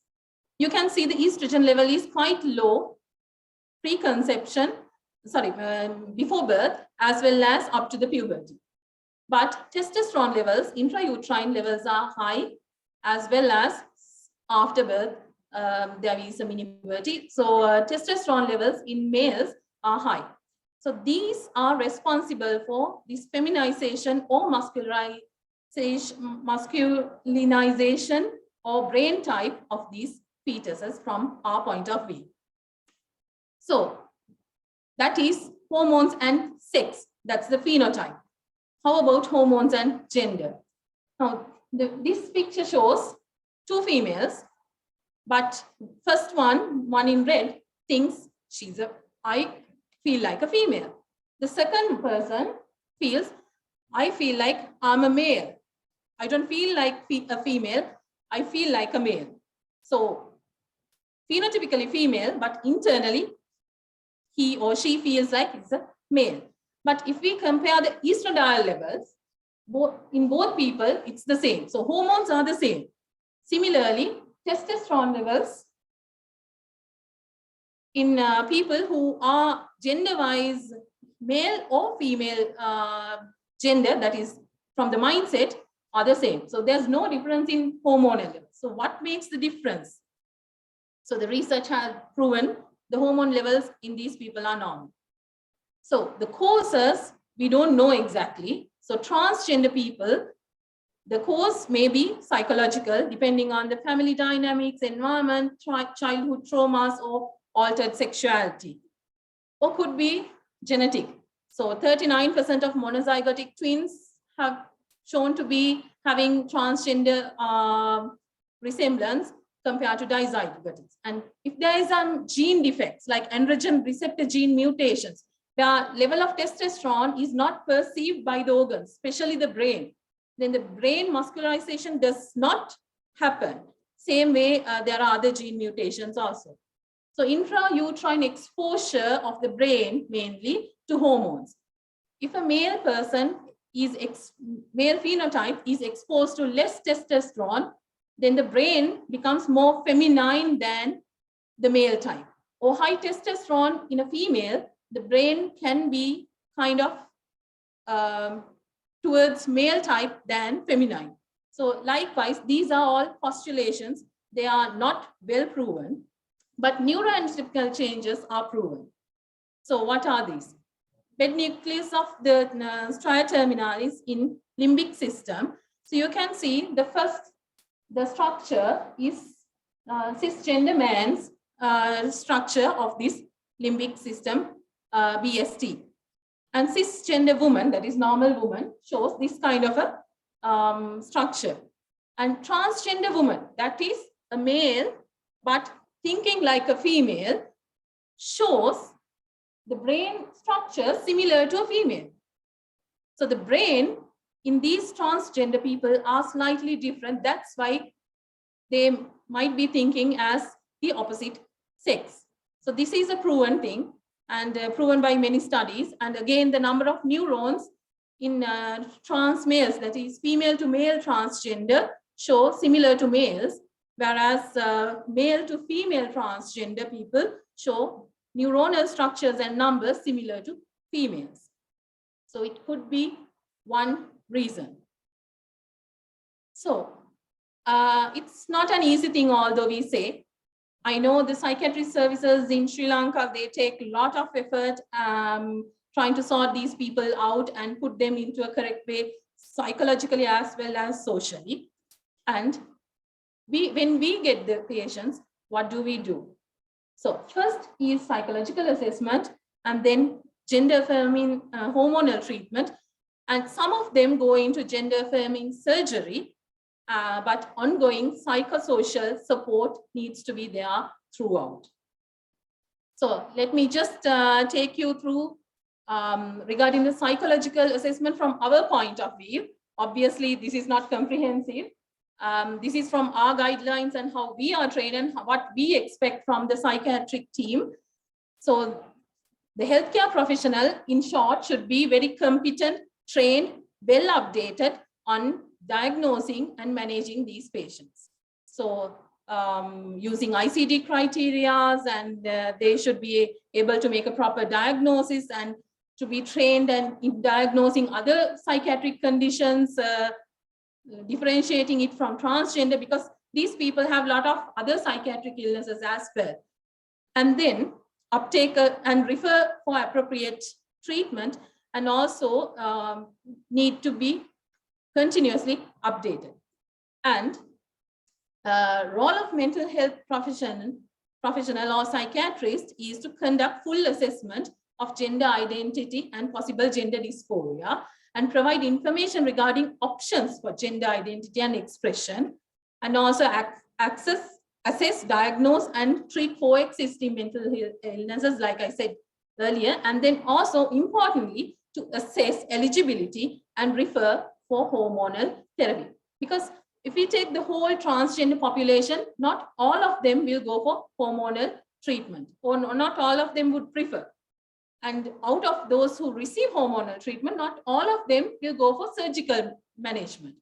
So we have to identify who will benefit from hormonal treatment and surgical treatment.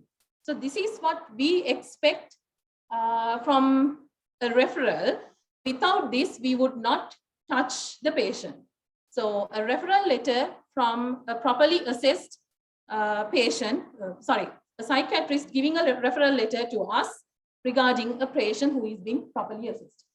Identifying characteristics of this gender dysphoria or the diagnosis, and appropriate diagnosis according to ICD criteria, and duration and type of counseling the patient had, plus preferably duration of time spent in the role of identified gender, and a statement about the fact that informed consent has been obtained from the patient, and a statement about referring health professional is available for coordination of care, because this is very important. Once we receive the patient, we also have to deal with a lot of psychiatric, psychosocial issues. It's important to have continuation of care. And without these 5 components, we usually tend to be a little bit hesitant in accepting patients. But luckily, all the referrals do contain all these components. So we have been very fortunate. So what is our role? What is my role? What we do, this is not in Sri Lanka. Unfortunately, we don't provide this. It should be transgender friendly environment in the clinic setup. Friendly staff, non-judgmental, and very confidential environment. And then we do a clinical assessment to exclude DSDs, disorders of sexual development. I don't know why it's not coming up. I think it's stuck.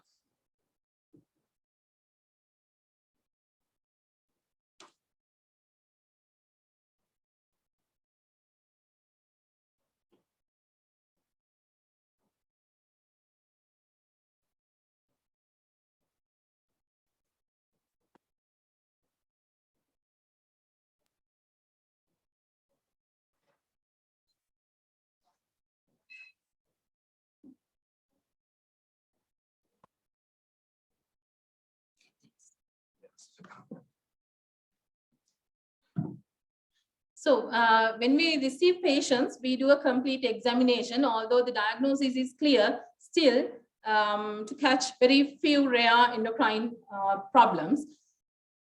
especially something like congenital adrenal hyperplasia. You see a patient who looks like a male, but that patient is thinking in the style of probably a female.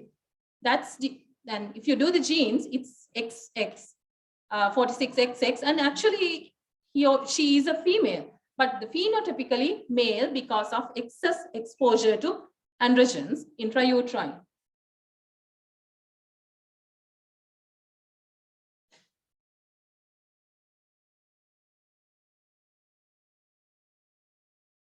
Okay, I'll show the pictures later then. So, and then what we do is after excluding other rare causes, we check the patient's readiness for gender affirming hormonal treatment. We discuss with the patient regarding medical and surgical transition. When they come to us, they want the changes like this. So it's not a quick thing. Gender affirming transition takes many, many years, and they want the top surgeries, bottom surgeries, all of a sudden. It's not so. We have to spend time and take time for changes to occur. So we have to tell them, okay, look here, we will do it, we will get there, but it takes some time. You have to be patient. And then social transition, family, peer, workplace support, that again we talk about, but not going into great extent like you all do, because they have already been through the process, so it's easy for us. And then we assess the medical risks with hormone treatment. Hormone treatment carries a lot of risks, especially transgender females, they receive estrogen therapy. And estrogen therapy, like we all know, carries a lot of risks of thromboembolic disorders, breast cancers, and cholesterol changes in cholesterol levels. Transgender male, that is female going to a male role, male body, they are receiving testosterone, and then there are a lot of side effects with testosterone like erythrocytosis, liver dysfunctions, cardiovascular disease. So we assess the medical risks and decide on treatment, and then optimize the comorbid conditions as well as discuss the fertility of preservation.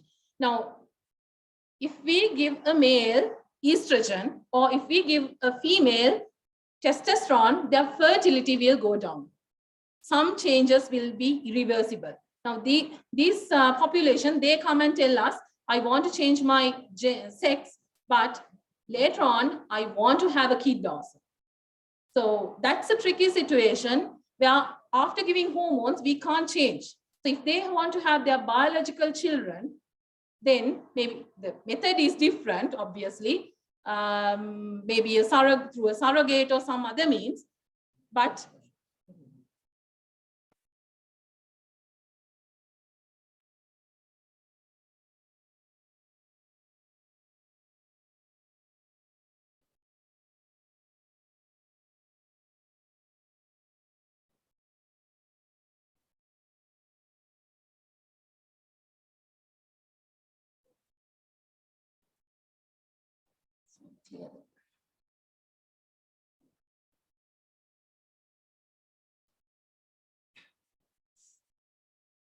sorry, it's not clear.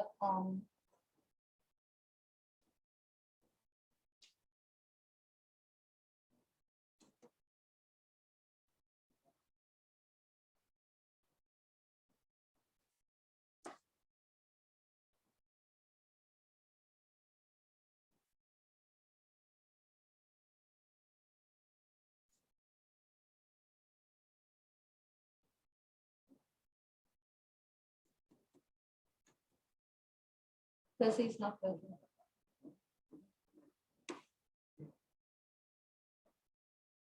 Actually, my presentation is more of pictures than what I talk. So anyway, we discuss about fertility preservation as well, because it's very important, because we can't revert things back. This is not working.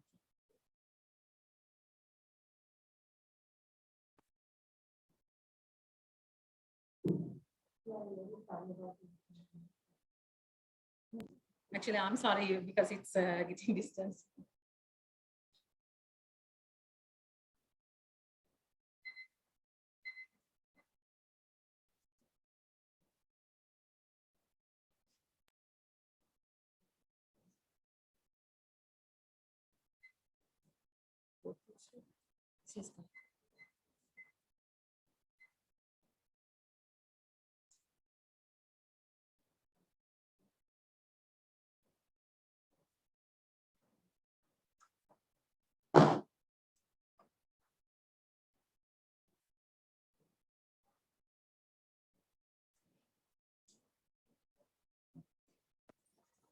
I can talk then. Okay, you carry on. I'll try. I would prefer if I can see that.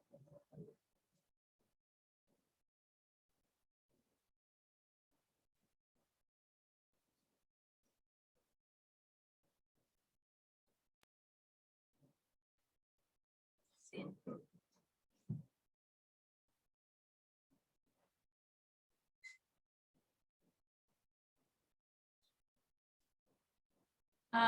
I think I'll talk because I don't think the presentation is coming up.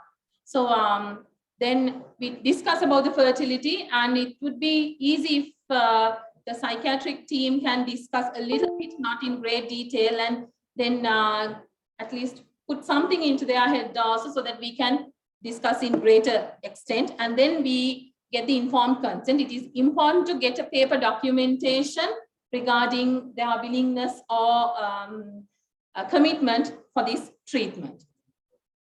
And so we assess clinically, we discuss with the patient, and then we do some tests to we run some tests because we want to differentiate some with some rare endocrine disorders like 17-OHP in congenital adrenal hyperplasia, and do the basic bloods like full blood count, lipid profile, HbA1c, liver test, because the hormonal treatment can change all these things in due course when we start treatment.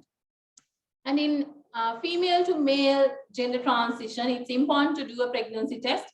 We make sure they are not pregnant because otherwise we'll be giving testosterone. So this is what we do for your patient.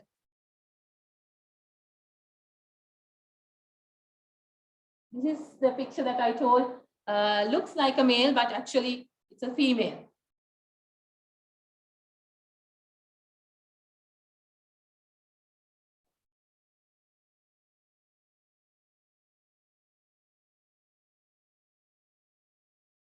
So, yeah, so this patient, okay, I discussed about them. Right, looks like a male, no breasts and male pattern here, but genetically XX, and it's a female. We don't, the mindset is also female, so we don't give hormones, but we give steroids. And this patient's disorder is congenital adrenal hyperplasia. We might miss this unless we think about it.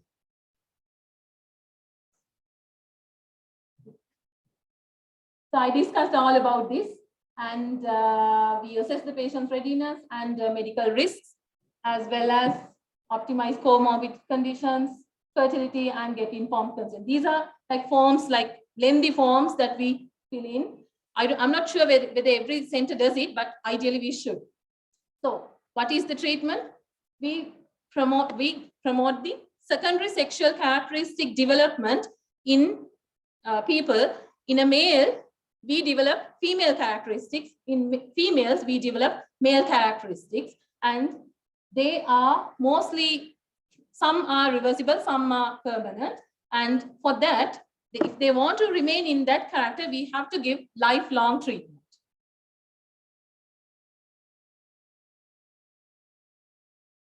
So this lady, this is true one from abroad actually, but this lady wants to become a male.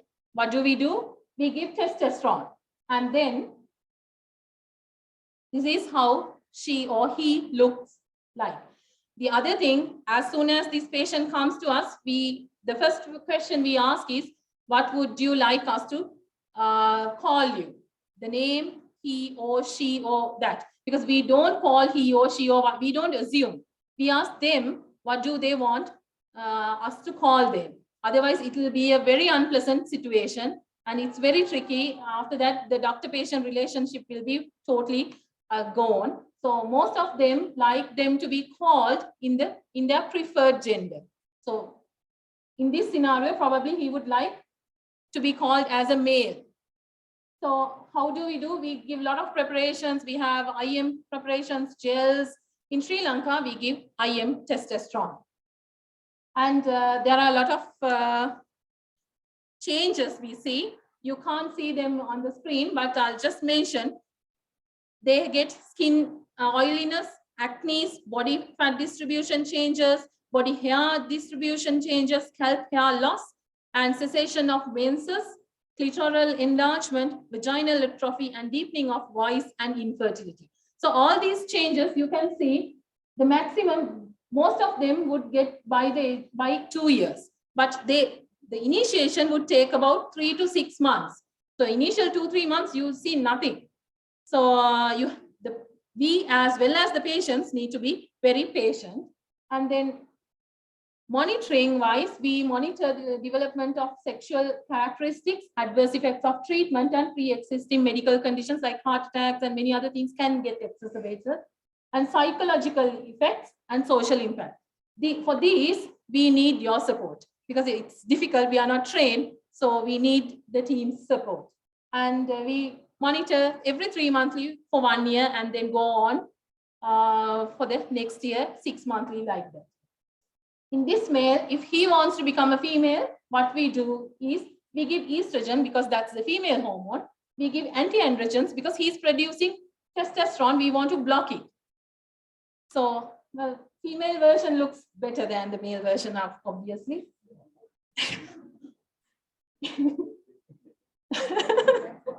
So for this, we use spironolactone and as anti-androgens and different estrogen preparations to give estrogen effect.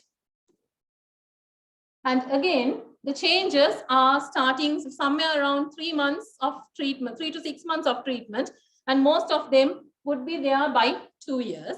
And the changes are softening of skin, body fat distribution changes, and decreased muscle mass, breast growth, and decreased libido, decreased spontaneous erections, and reduced sperm production and erectile dysfunction, obviously, from when going from male to female transition.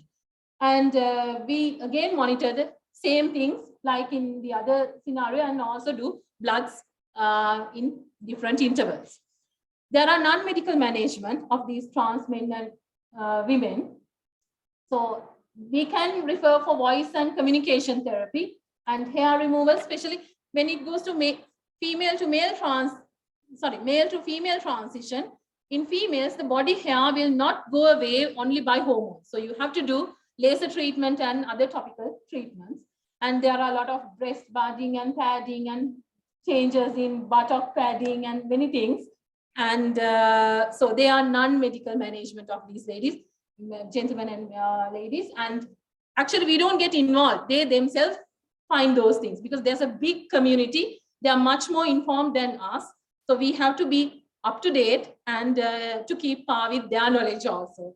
So this is the summary that I told. Gender dysphoria is diagnosed by the mental health team and then referred to endocrinological management, and we assess and then we do the hormonal treatment. So little bit of data.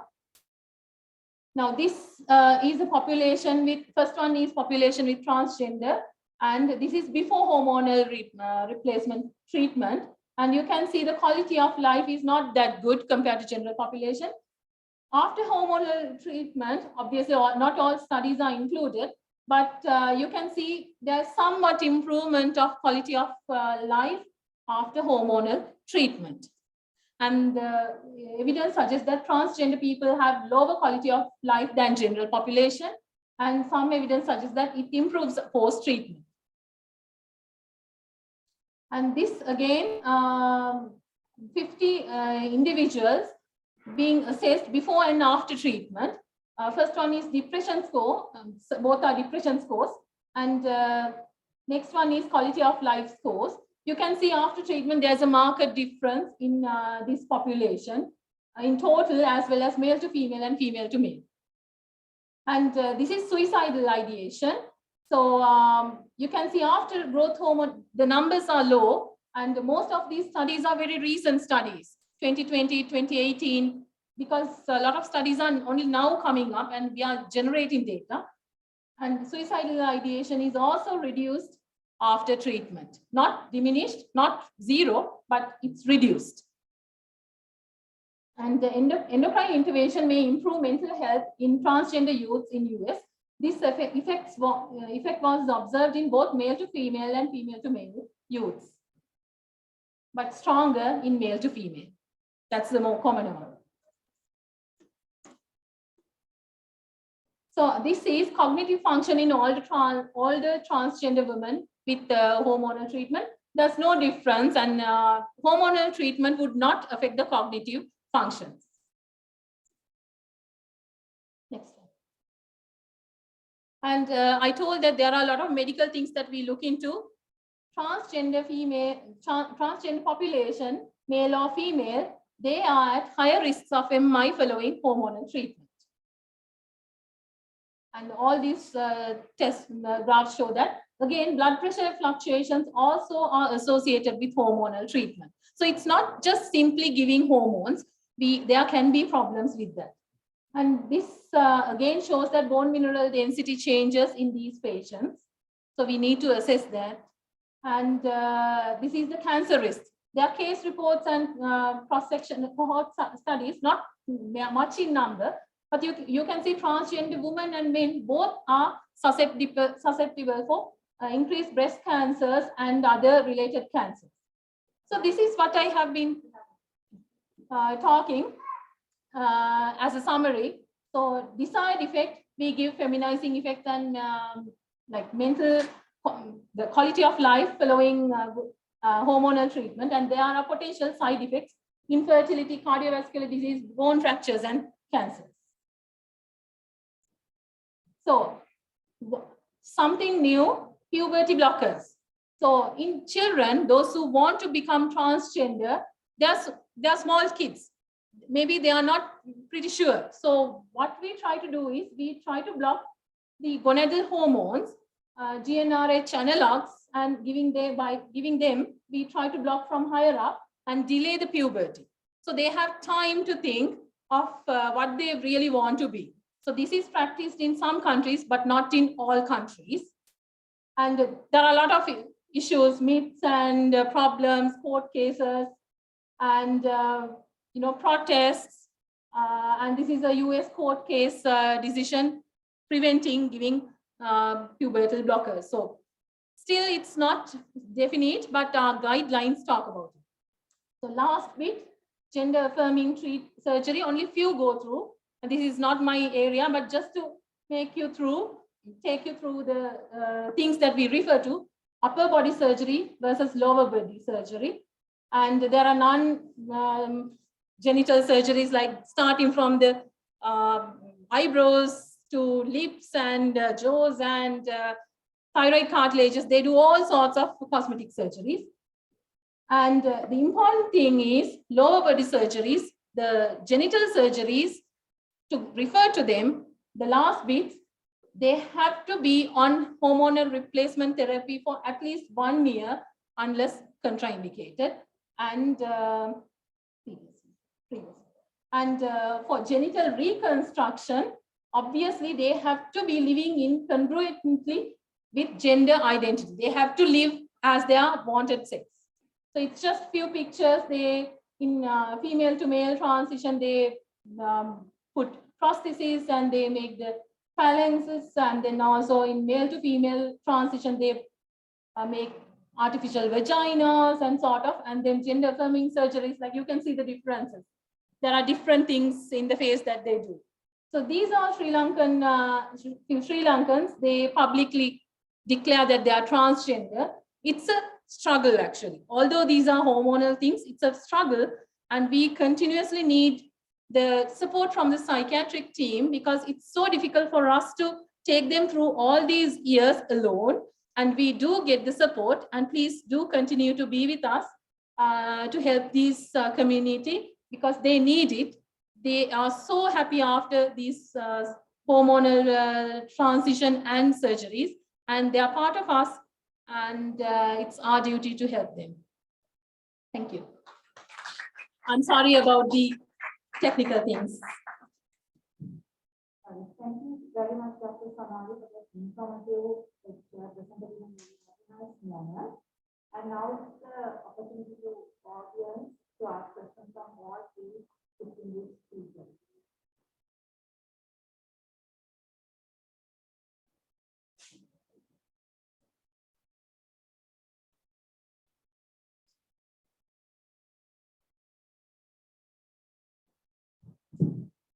Yeah, thank you very much, Dr. Sonali, for that very stimulating presentation.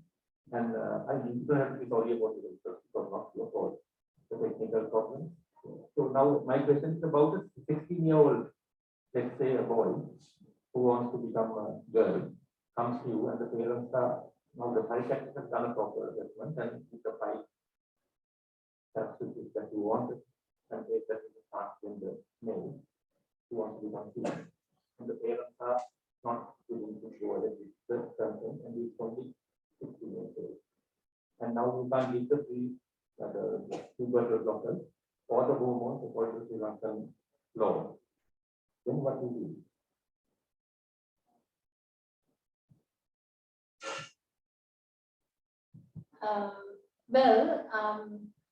Again, we would call a MDT with the psychiatrist and the family and us. And now, still, even if it is 16 years, we assess the pubertal stage.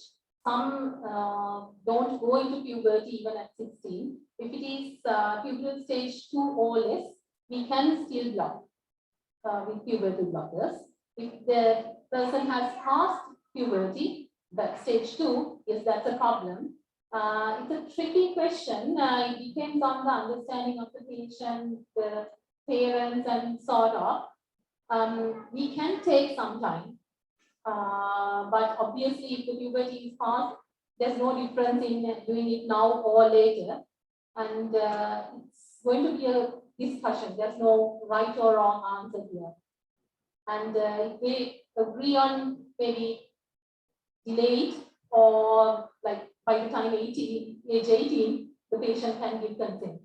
So if he's or if she's happy, then we can delay. Or if the patient's parents can be, kind of influenced, not influenced, like, convinced. Some parents do get convinced after some thorough discussion and after showing patients, maybe showing the experience of other people. That may be a way to. It's a very difficult question and difficult scenario. I hope I will handle that. Thank you. And this question goes to a couple of times. We got a patient, 20-year-old patient, for free, Buddhist priest, and you're undergoing to get a transfer of female to male, and they are not giving the religious solution for the legal to the transfer.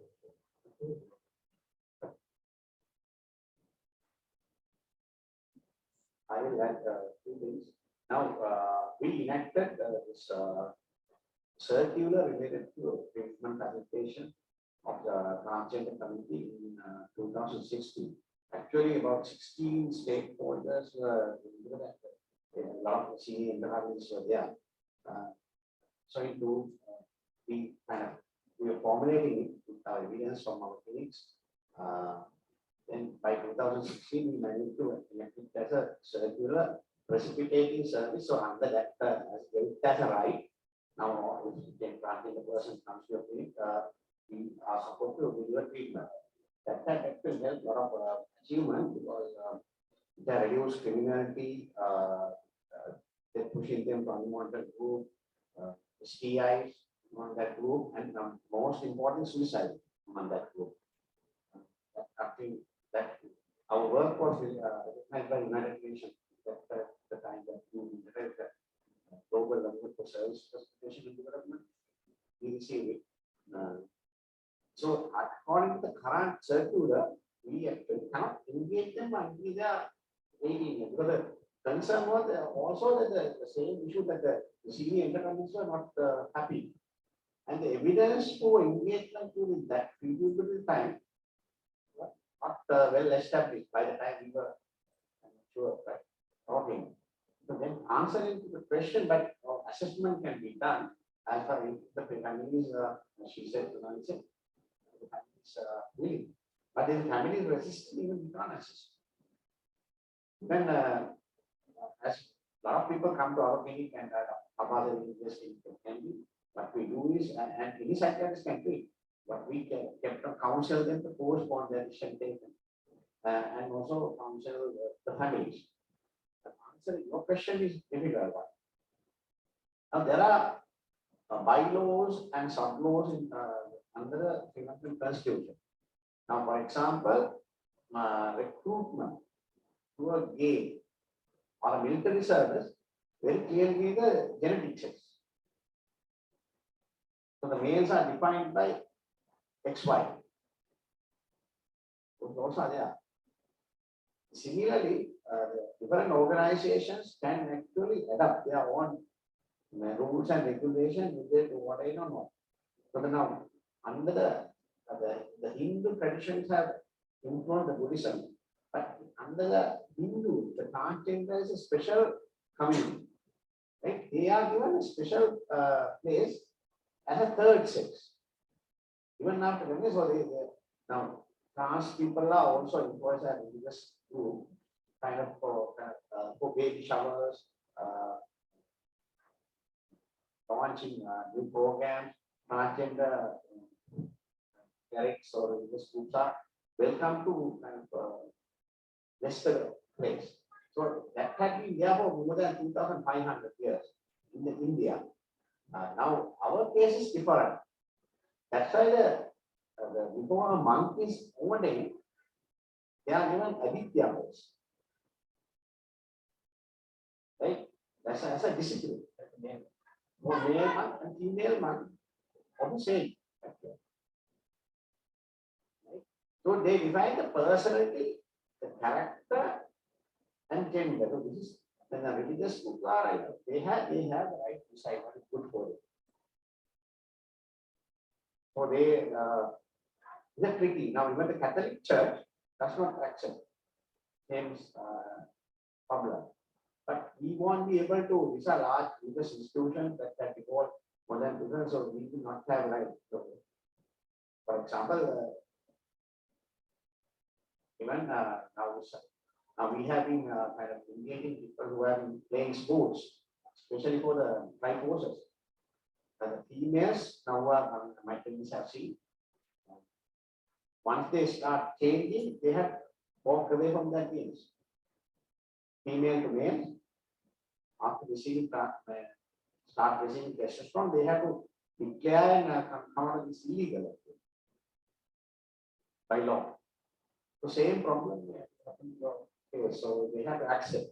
So this is why a lot of counseling assessment has to be done before.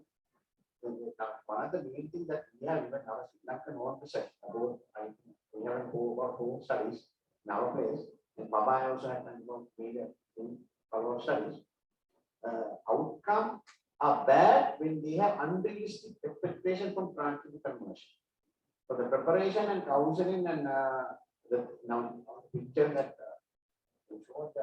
they have attended our team all together. Right? I think Amila was there. So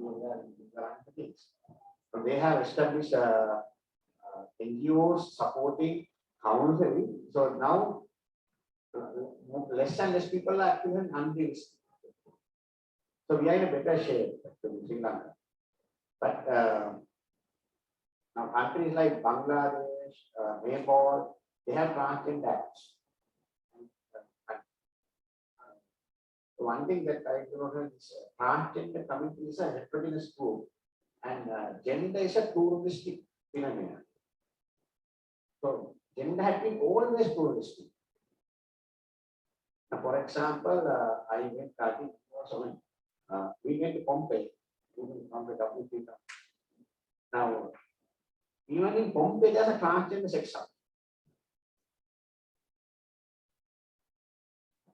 So that had been accepted. So acceptance by the community, individuals also have to accept that they will It's not a dichotomous thing. Transgender will be transgender. You are not a change. So we have to say either and all these things, right? Masculinity, femininity, sexual orientation, sexual outlet, sexual behavior, they are all pluralistic and lies on spectrums. So that had been accepted in the past, in European change it, now they are all again accepting the pluralistic nature of all sexual behaviors. So that will help. So you have counsel that the month won't do anything. This institution can be changed. Maybe zero. Yeah. That's a possibility. So, for example, sometimes we are trying, they are coming. In our clinic, they come. So they have to, kind of resign from their job with acceptance in law and find a new job after transition. That works. That's a hero can become a multi-person. Change. Yeah, that's but armed forces can't. Yeah. I mean, so you have progress about Yeah, same. It's very gray area. There are no black or white answers here. Actually, like we are more straightforward in psychiatric assessment and hormonal treatment and even surgical treatment. The social aspects, the legislation is the problem now. Even people who come to my clinic, there was a fight outside because they went to one of them went to use the washroom, and the security guard was fighting, and then I had to go to the director. So even the simplest thing is a big problem for them. What we think is very simple, and there were issues with O-level certificates. The names were different, and they couldn't apply for anything, even the passport, because things were quite different. So now I think now they are being corrected, but there are a lot of issues in legislation, and still there will be many more years to go, and lot of hard work for us to do to get things in shape.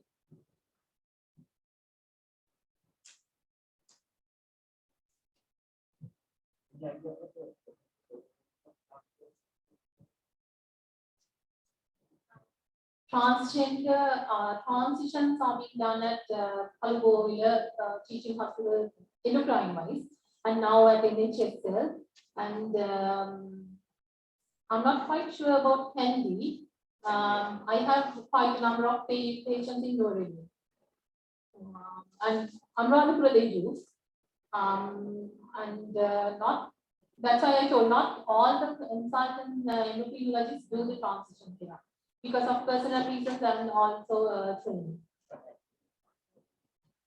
Yeah, still that's another good point that we can argue on. Because we can't have personal things because we treat thyrotoxicosis and hypothyroidism. Why not this? But still, that's another stigma that we have. We have to get rid of that in our community again.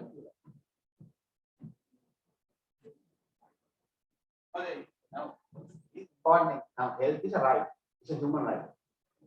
And we have very clear circular, 2016 circular, that treatment has to be delivered by all sections of the healthcare staff, in all the modalities that we offer, not even psychiatrist. If somebody comes for a demand for a dermatologist, discrimination or based on sex, gender, or their ethnicity is a fundamental right violation. So, I mean, for example, how I precipitated the services by reporting doctors in 2014 to the Human Rights Commission. And so I please report if there's somebody report. Surgical care is a problem, I agree. So actually this one is also Venezuela, that actually got a international grant. So then he managed to train the staff of NHSL and Raghava, the OPD staff. I remember. So they are way forward. I mean, it is not confined to transgender. We have issues related to stigma is huge among women for the homosexual group, all LGBT community, sexual minorities, and sexually traumatized people, STD, as Dr. Bhargava very clearly said, and forget about even that mental health. So we have to make sure that these kind of discussions are on, education is delivered to, awareness is delivered to the community. The way forward is, I guess, we all the colleges and medical professionals should work and for the betterment of our country by enlightenment and awareness to it. So gradually it will improve. It seems it's a very interesting topic that we can go on talking about this, but because we are running out of the time, I would like to call upon the chairpersons to deliver the certificates and the tokens of appreciation. Firstly, I would invite Dr. Priyantha Bhattadara, consultant neurologist.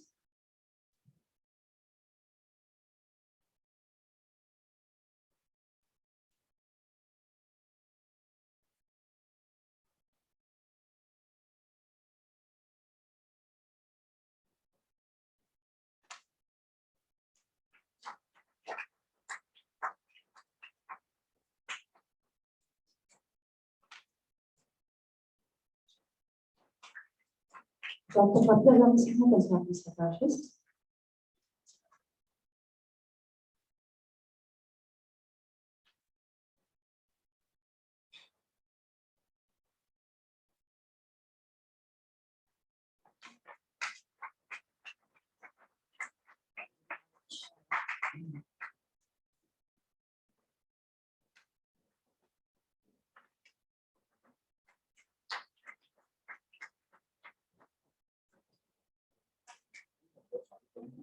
And Dr. Sonali Gurupilakka, consultant endocrinologist.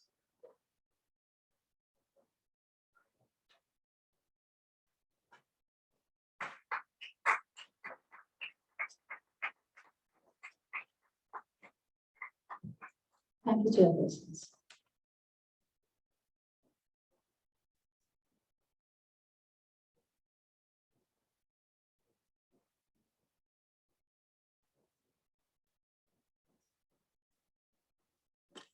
The best way to make a good session is to have a good beginning and a good ending, and to have those two close together. I now invite Dr. Sumudhu Godavitta, Secretary, Sri Lanka College of Psychiatrists, to deliver the vote of thanks.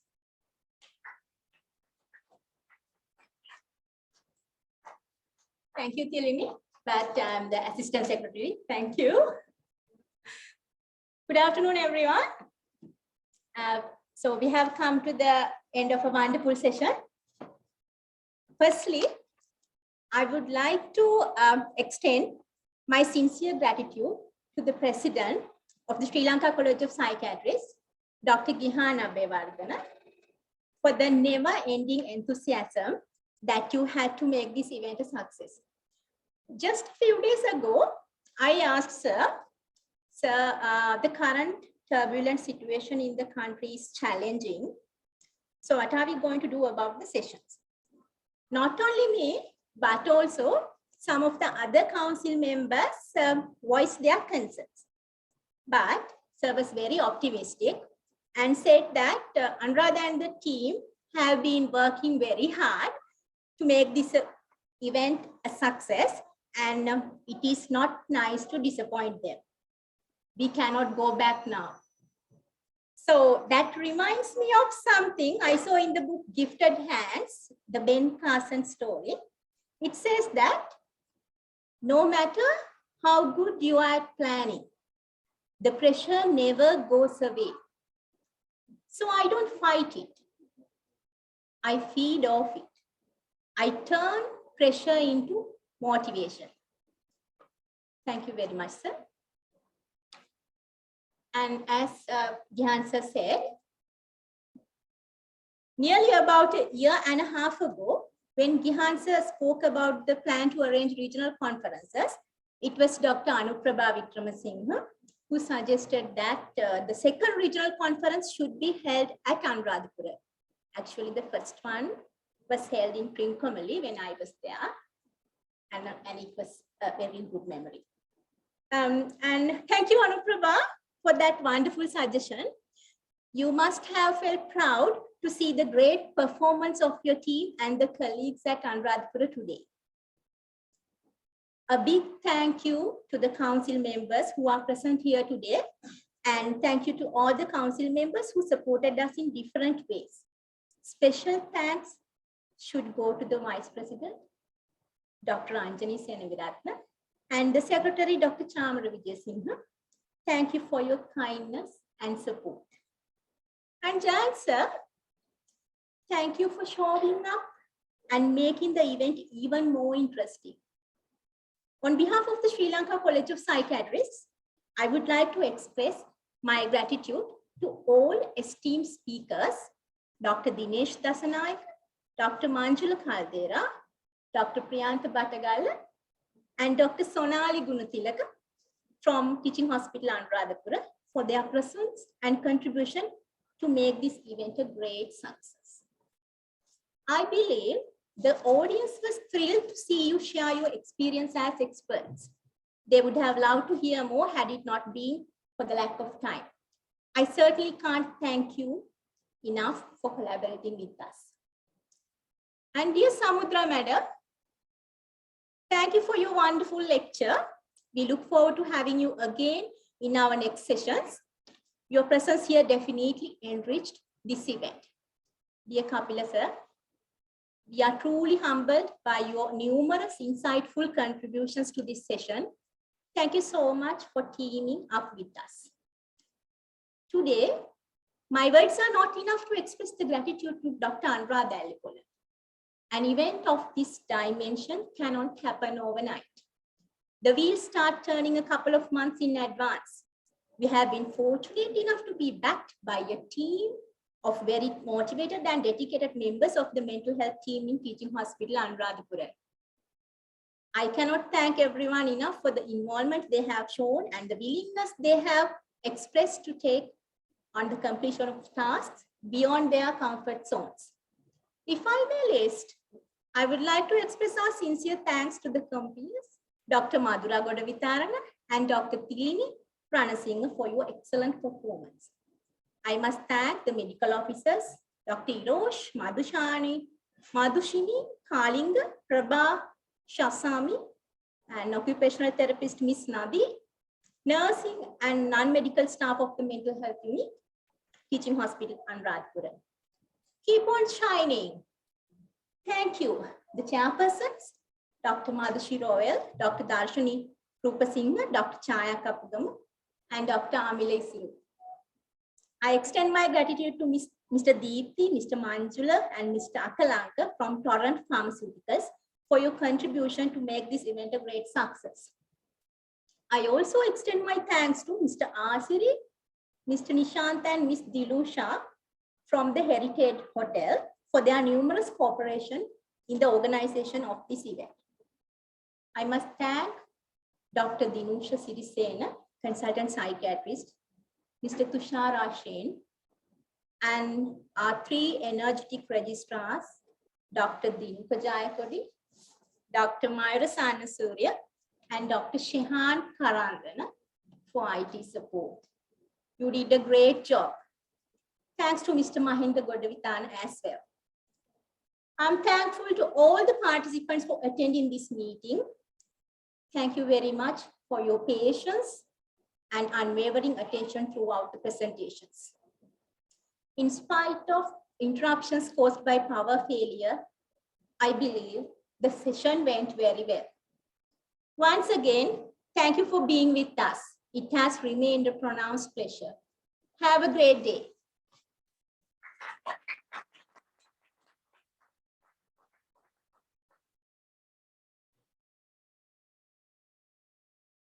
Thank you, Madam, for your pleasing words. Next, I believe, is the most awaited occasion. Yes, it's time for lunch.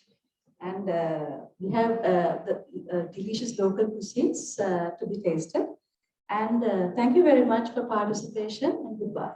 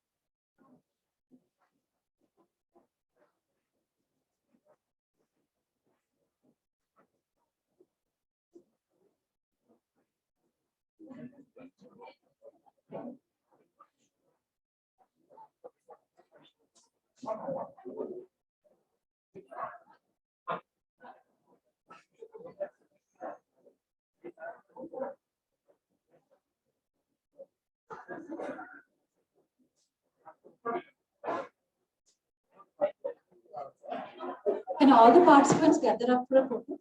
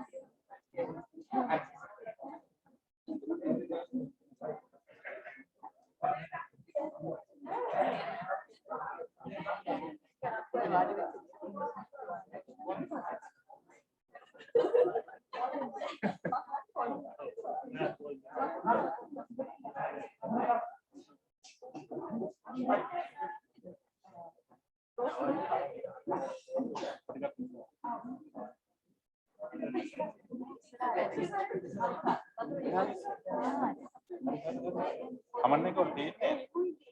තියෙන්නේ බින්ද.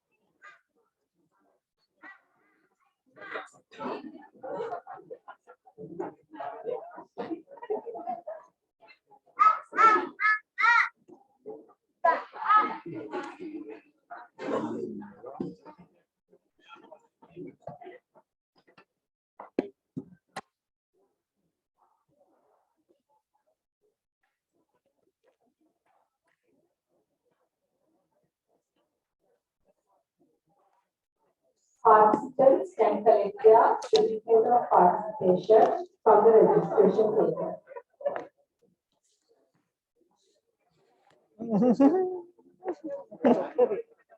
මේක දැන් අලෙව්වනේ අලවලනේ මේක අලවලා තිබ්බේ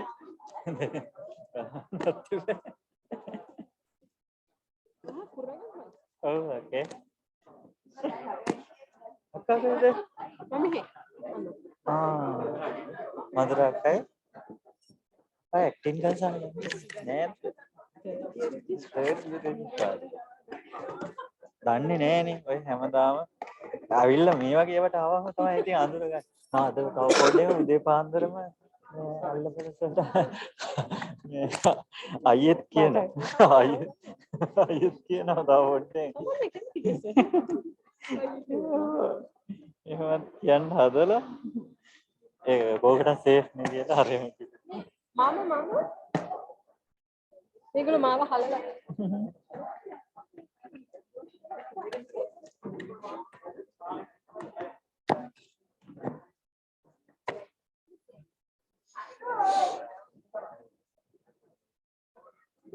Thank you.